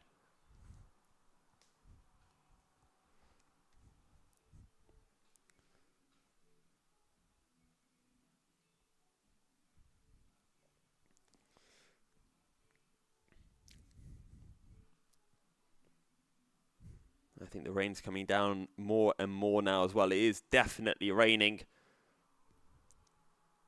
And when that add to how slippery the circuit currently is, Ivanov going defensive, Easner gets a switchback through turn 5. And Hamish Easner will take the position. They are in different categories. Hamish Easner in the heavyweights, Alexei Ivanov in the lightweights. But that won't take anything away from the pride of the battle.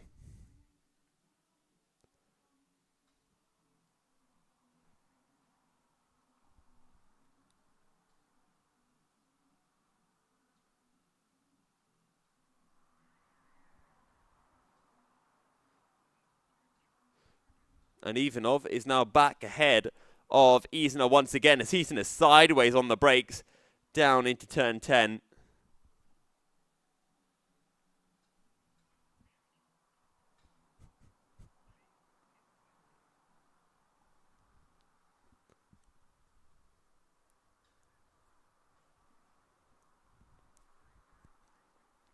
Matthew Glazebrook has checked out at the front of the field.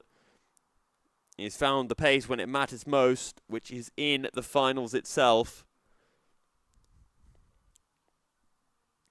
And the field is very spread out now, with Glazebrook ahead of Asher. And then comes Luke Power, followed by Charlie Fenton. And you can see Glazebrook heading into turn 9 pretty much before Luke Power comes into view on the back straight. And it's not because visibility is bad, it's just because Matthew Glazebrook just has this much pace. And then here is Charlie Fenton.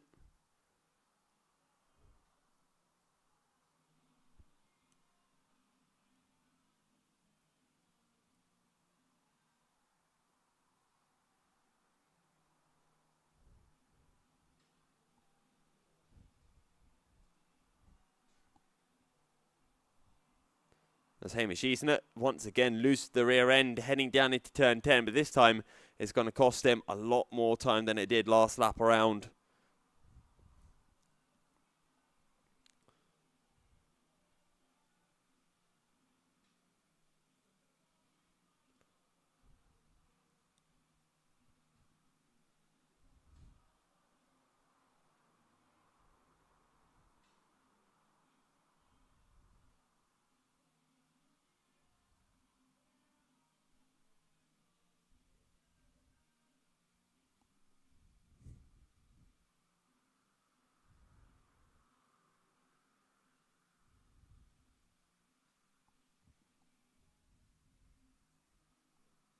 Matthew Glazebrook through turn 10 once again. Still has a comfortable lead over Harry Asher. Then comes Luke Power. Let's see what the lap times are looking like for our leading trio. Matthew Glazebrook comes across the line, a 1:06.9, a new fastest lap of the race for Matthew Glazebrook. As Harry Asher crosses the line, and I think is about 2 seconds slower. A 1:18.6, so nearly exactly 2 seconds slower than Glazebrook last time round. Luke Power with a 1:19.0 loses 4/10 to Harry Asher. 9 seconds is the gap between the top three. Then it is nearly 10 seconds further back to Charlie Fenton. And then comes Aidan Miller, Alexei Ivanov and Hamish Easner. There goes Ivanov and Miller through turn 1. We have 5 minutes remaining, so a call to all of our D-Max drivers to start getting themselves race ready and to the end of pit lane.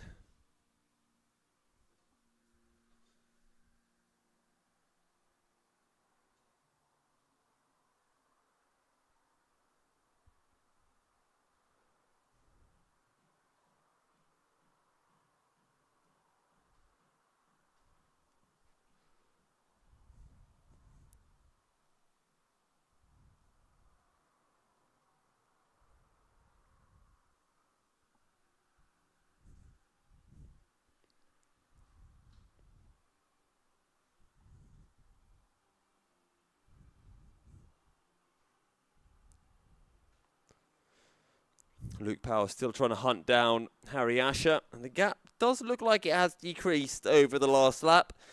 Luke Power taking 7/10 out of Asher, and the gap is now 2.5 seconds.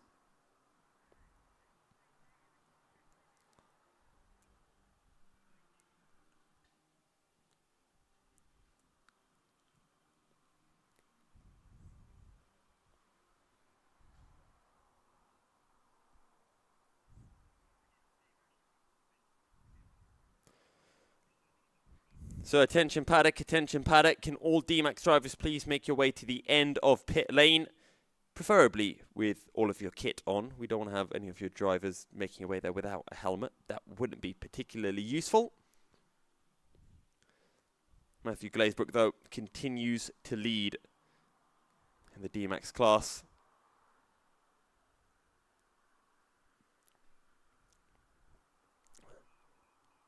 Through the final corner to start a new lap. Just a couple of laps remaining for Matthew Glazebrook, and he will be taking the championship. He has apparently won the championship once before, so this would be his second title to his name. It has been about a year since he last won. So there you go, he can have one title in 2022, one title in 2023. Maybe 2 titles in 2023, depending on what the autumn season holds for us.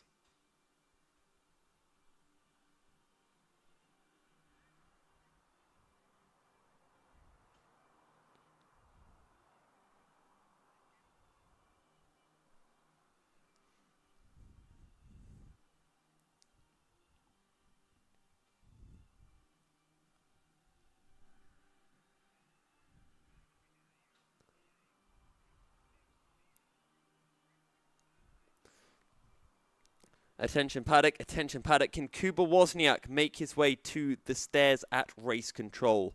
Kuba Wozniak to the stairs at race control. Don't worry, we won't start the race without you.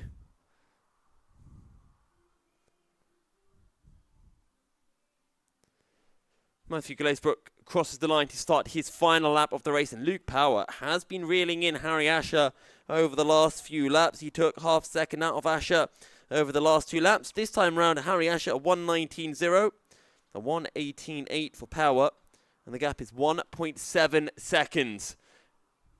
Tell you what, Harry Asher, do not look over your shoulders right now, because you might start to feel a little bit of extra pressure.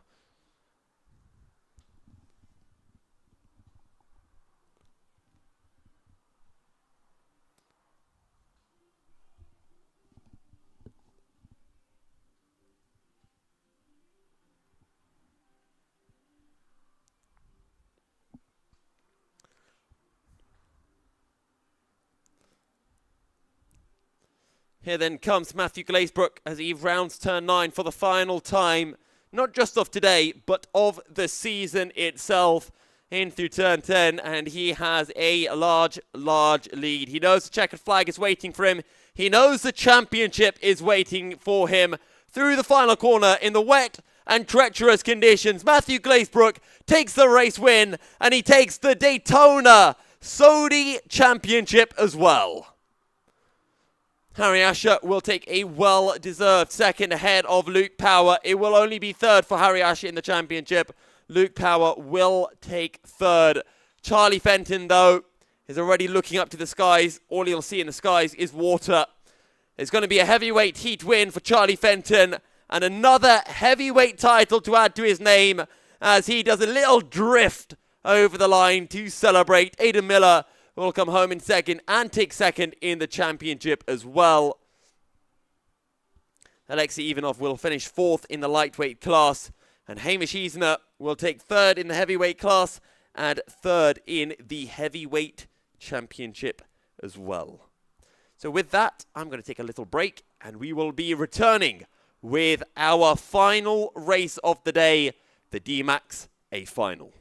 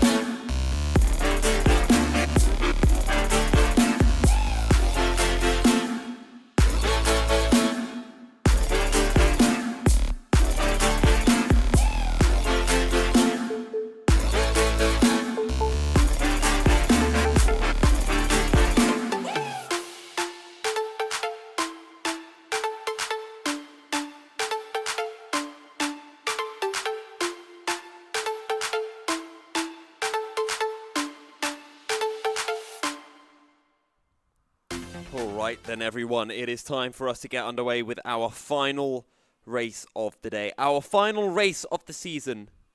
I'm tearing up. D-Max is about to go out on circuit. Oh yeah, did I mention it's the last time of the season as well? This one should be a cracker. A championship to be decided over in the heavyweight class. And it could be a really, really thrilling battle as well for it. I've done the maths. Kuba Wozniak is currently leading the championship by 4 points over James Brown, 6 points over Ian Riley, and 9 points over Justin Elliott. Which means that we have fights to be had for every single position of the championship. For James Brown to win the championship, he'd need to win this race with fastest lap, and Kuba Wozniak would have to finish down in third or lower. Or James Brown would have to win the race without fastest lap, and Kuba Wozniak would have to finish fourth or lower, and Kuba can't have fastest lap. For Ian Riley to win the championship, he'd need to win this race, and would need Kuba Wozniak to essentially finish about fifth, and Ian Riley would need fastest lap as well. Justin Elliott can't win this championship unless Kuba Wozniak does not finish this race. However, Justin Elliott can get second. Definitely can get second. And he could even he can get third. He could even get second. And Justin Elliott has won both heats today in the heavyweight class. Albeit the second heat win he got after a penalty fell the way of Kuba Wozniak. Sorry, too many stats, too much to think about. Karts heading out on circuit, they're cool. James Pedersen will be starting this one on pole with Barry Morris alongside him, and those two are deservedly on the front row of the grid. They have been incredibly fast throughout today. Hands down the fastest two on circuit in both practice and the two heats. And they are starting at the very front. Then it is Justin Elliott and Ian Riley, followed by Jamie Tyler Gooden, Philip Bebulal. Then, I'm not sure who that is. I think that's one of the anonymous karts. Ethan Pritchard, then James Brown and Lewis Barton. I think Lewis Barton had a spin in one of the races. So he might be a driver to keep your eyes out on.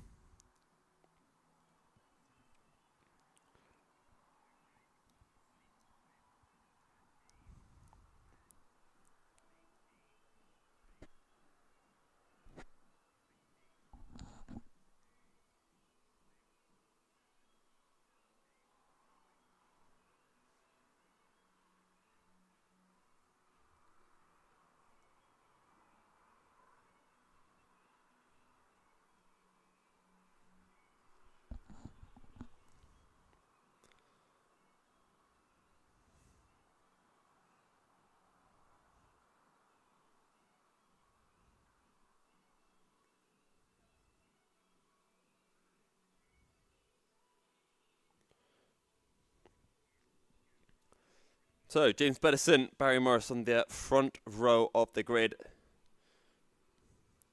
This could definitely be spicy.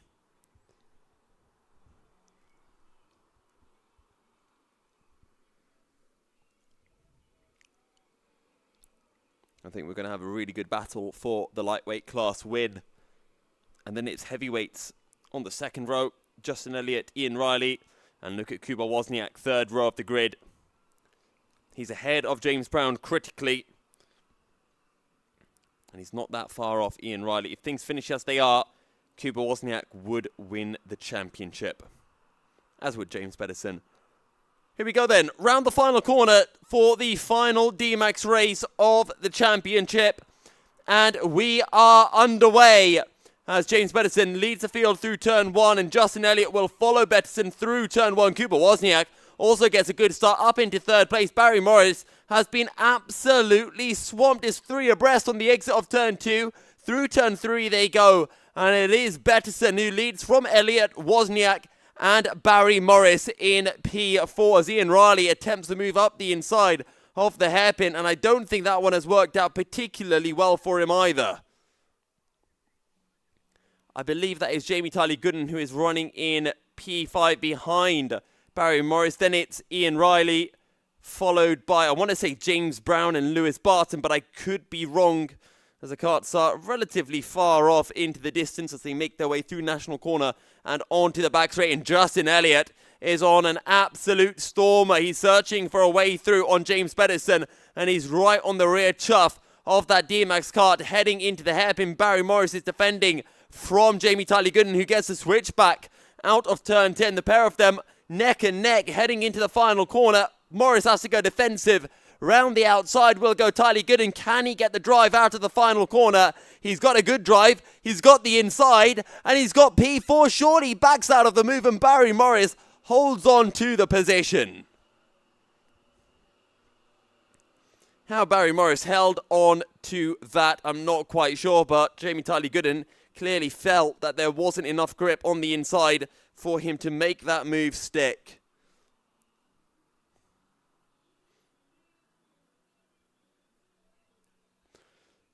But the top three are battling ferociously. Kuba Wozniak wants to not only win in the heavyweight class, he wants to win the overall race, which would be the first time this season that a heavyweight has managed to do it. There have been times where the heavyweights have outqualified the lightweights, but never taken the overall win. Kuba Wozniak has come close on occasions. So has Henry Trino. As up the inside goes Justin Elliott. Pedersen looks for the switchback, but Elliott gets the kart stopped at the apex for turn 10. Again, Pedersen searching for the drive out of the corner. Can't find it, and now it's Wozniak's turn to overtake Pedersen, who goes defensive into the final corner. Wozniak will follow him on the inside to turn 11, but no luck in getting past Justin Elliott, who now leads the race. It's two heavyweights at the front and one lightweight. Then comes Barry Morris and Jamie Tyler Gooden, followed by Ian Riley and James Brown. We might very well have a 7-way battle for the race win. Maybe make it 8 or 9 if Ethan Pritchard and Lewis Barton can close in. And it all depends on how hard Justin Elliott and James Brown are fighting at the front end of the field.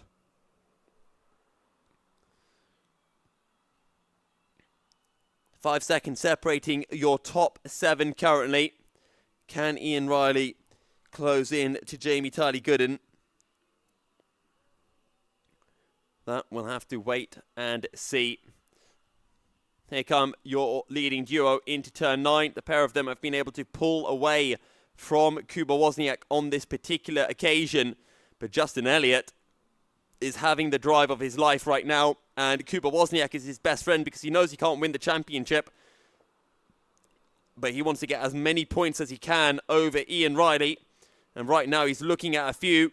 Pedersen gets a good run up the inside of Elliott, but can't get the run on corner exit. And Justin Elliott will hold on to the position. As it stands, Justin Elliott will be finishing second in this championship, if I'm not mistaken, or will be taking third over Ian Riley. I think he might be wishing that Barry Morris was racing in the heavyweights for this particular occasion. But he has been able to pull now a gap to Pedersen has Justin Elliott. So Justin Elliott having a very good performance over at Daytona Tamworth for their Super Champs. Was leading in the D-Max race until the last lap where Mario Nicalo was able to overtake him. Here at Daytona Milton Keynes, he is having an absolutely splendid run.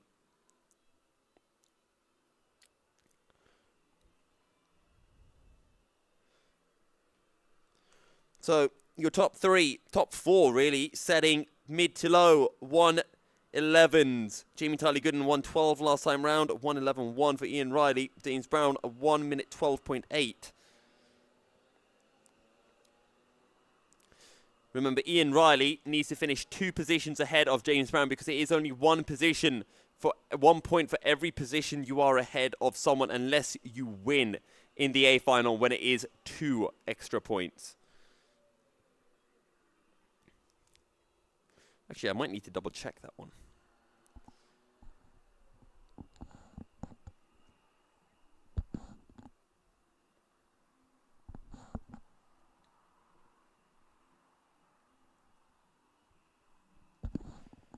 Through National Corner and on to the back straight they come. And is that James Pedersen back in front of Justin Elliott? I do believe it is. Elliott going really hot into turn 9, and for a second I thought he was going to slide off the circuit. But he does get the kart stopped.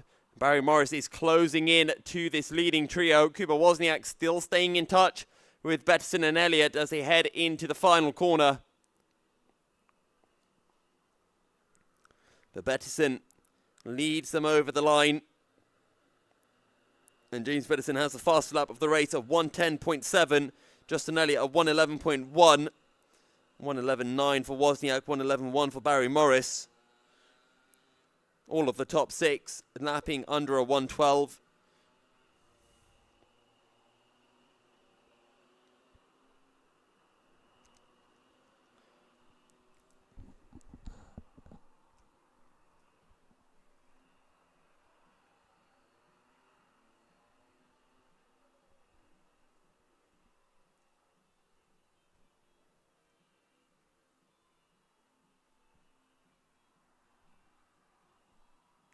Just wanted to check, points for the final is 40, 38, 37, right?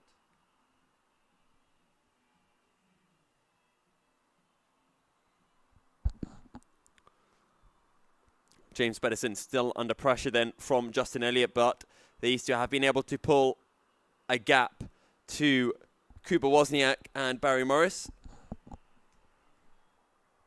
I was saying, is points for final 40, 38, 37.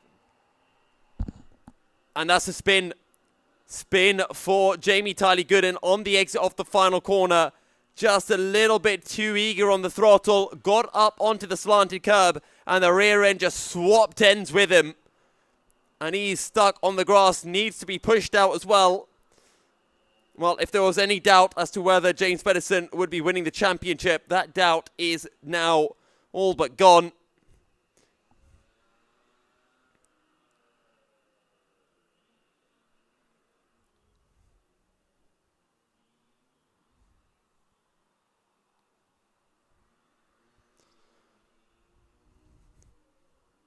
James Pedersen has now stretched up a nice lead to Justin Elliott as they head down into turn 10 once again.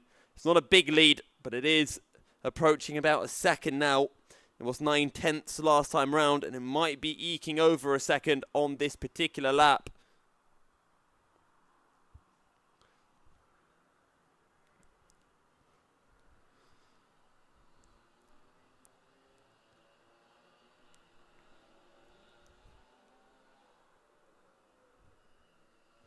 And the gap between Pedersen and Justin Elliott is now 2.1 seconds. Pedersen has taken 1.3 seconds out of Justin Elliott on the last lap.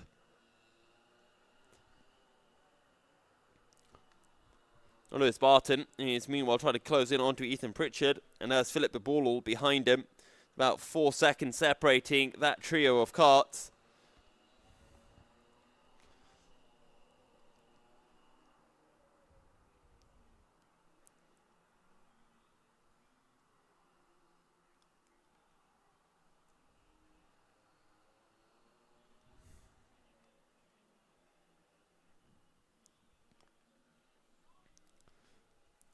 And I've just been informed that there is a penalty going the way of Lewis Barton for a bump and pass on the opening lap through turn 4. So Lewis Barton will be given a 1-position penalty come the end of the race.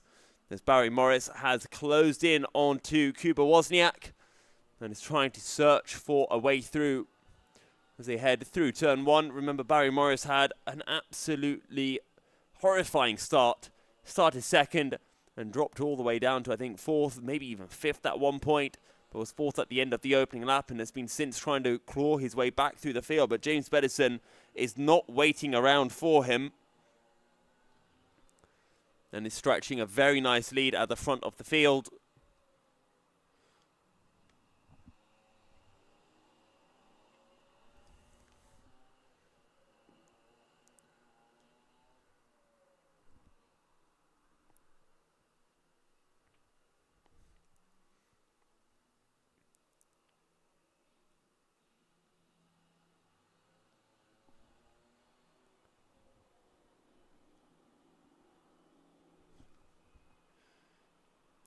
So as things stand, Justin Elliott will be tying on points with Ian Riley come the end of this race. However, Ian Riley has 2 race wins to his name, and Justin Elliott has none. So from that alone, Ian Riley will be taking 3rd in the championship ahead of Justin Elliott. So right now, Justin Elliott needs James Brown to overtake Ian Riley if Justin Elliott is to take 3rd in this championship.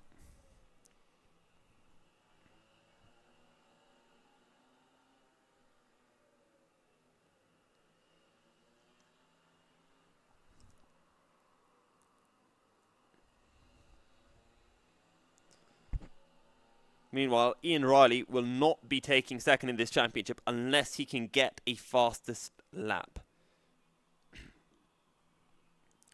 And currently, Ian Riley is about 6 tenths off doing that, because Kuba Wozniak currently has the fastest lap of the race of 1:10.5, which is 2 tenths clear of Justin Elliott's lap time.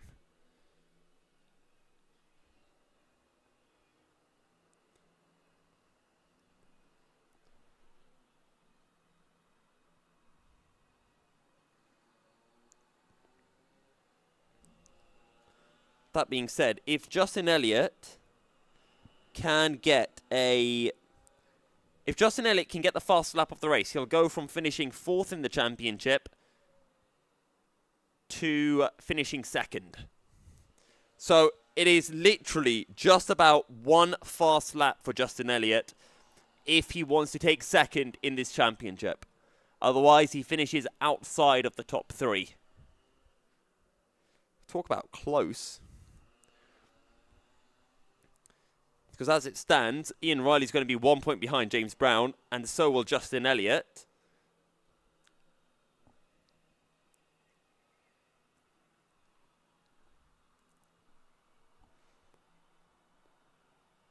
Now, can Justin Elliott find those 2 tenths? His current best is a 1:10.7. Kuba Wozniak's is a 1:10.5. Now, Philip Bourvil has closed in on to Ethan Pritchard, and Lewis Barton is not far behind. Where are they out on circuit? Here's Justin Elliott crossing the line, and then you have Barry Morris just behind Kuba Wozniak. Justin Elliott, 1:11.1, so 6 tenths off that lap time that he needs. He won't know that he needs that lap time, or maybe he does. I don't know how well he was checking the standings coming into this final.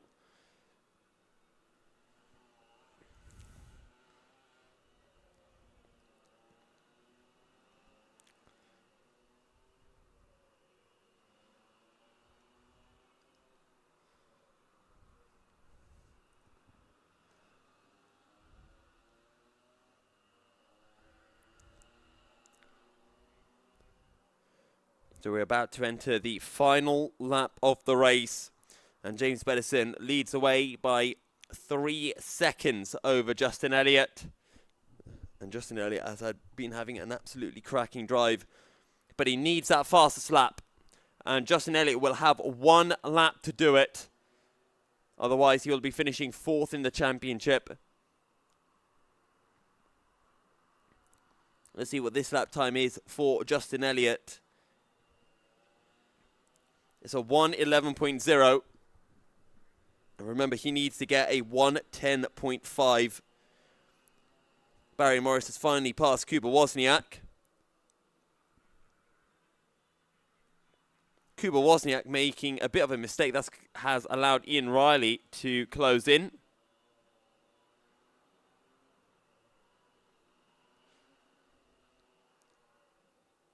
There goes Barry Morris through turn 5, and then comes Kuba Wozniak and Ian Riley. If Ian Riley can get past Kuba Wozniak, that would give him 2nd place in the championship. And here comes James Pedersen then into turn 10 for the final time this season. He's had a really good season. He's had a great championship. He's had a good day. He's going to take the race win. And along with it, he will take the D-Max Super Championship as well. 2nd place goes the way of Justin Elliott. Then comes Barry Morris, followed by Kuba Wozniak, Ian Riley, will come home just behind. And then it will be James Brown and Philip Iboulou. Justin Elliott unable to get that fastest lap in the end. And there comes Philip Iboulou in a drag to the line with James Brown.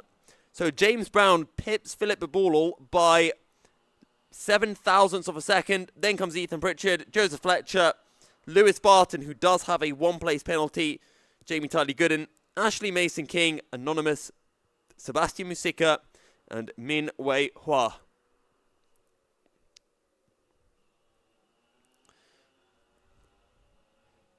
So with that, that brings our action for today and for the season to a close.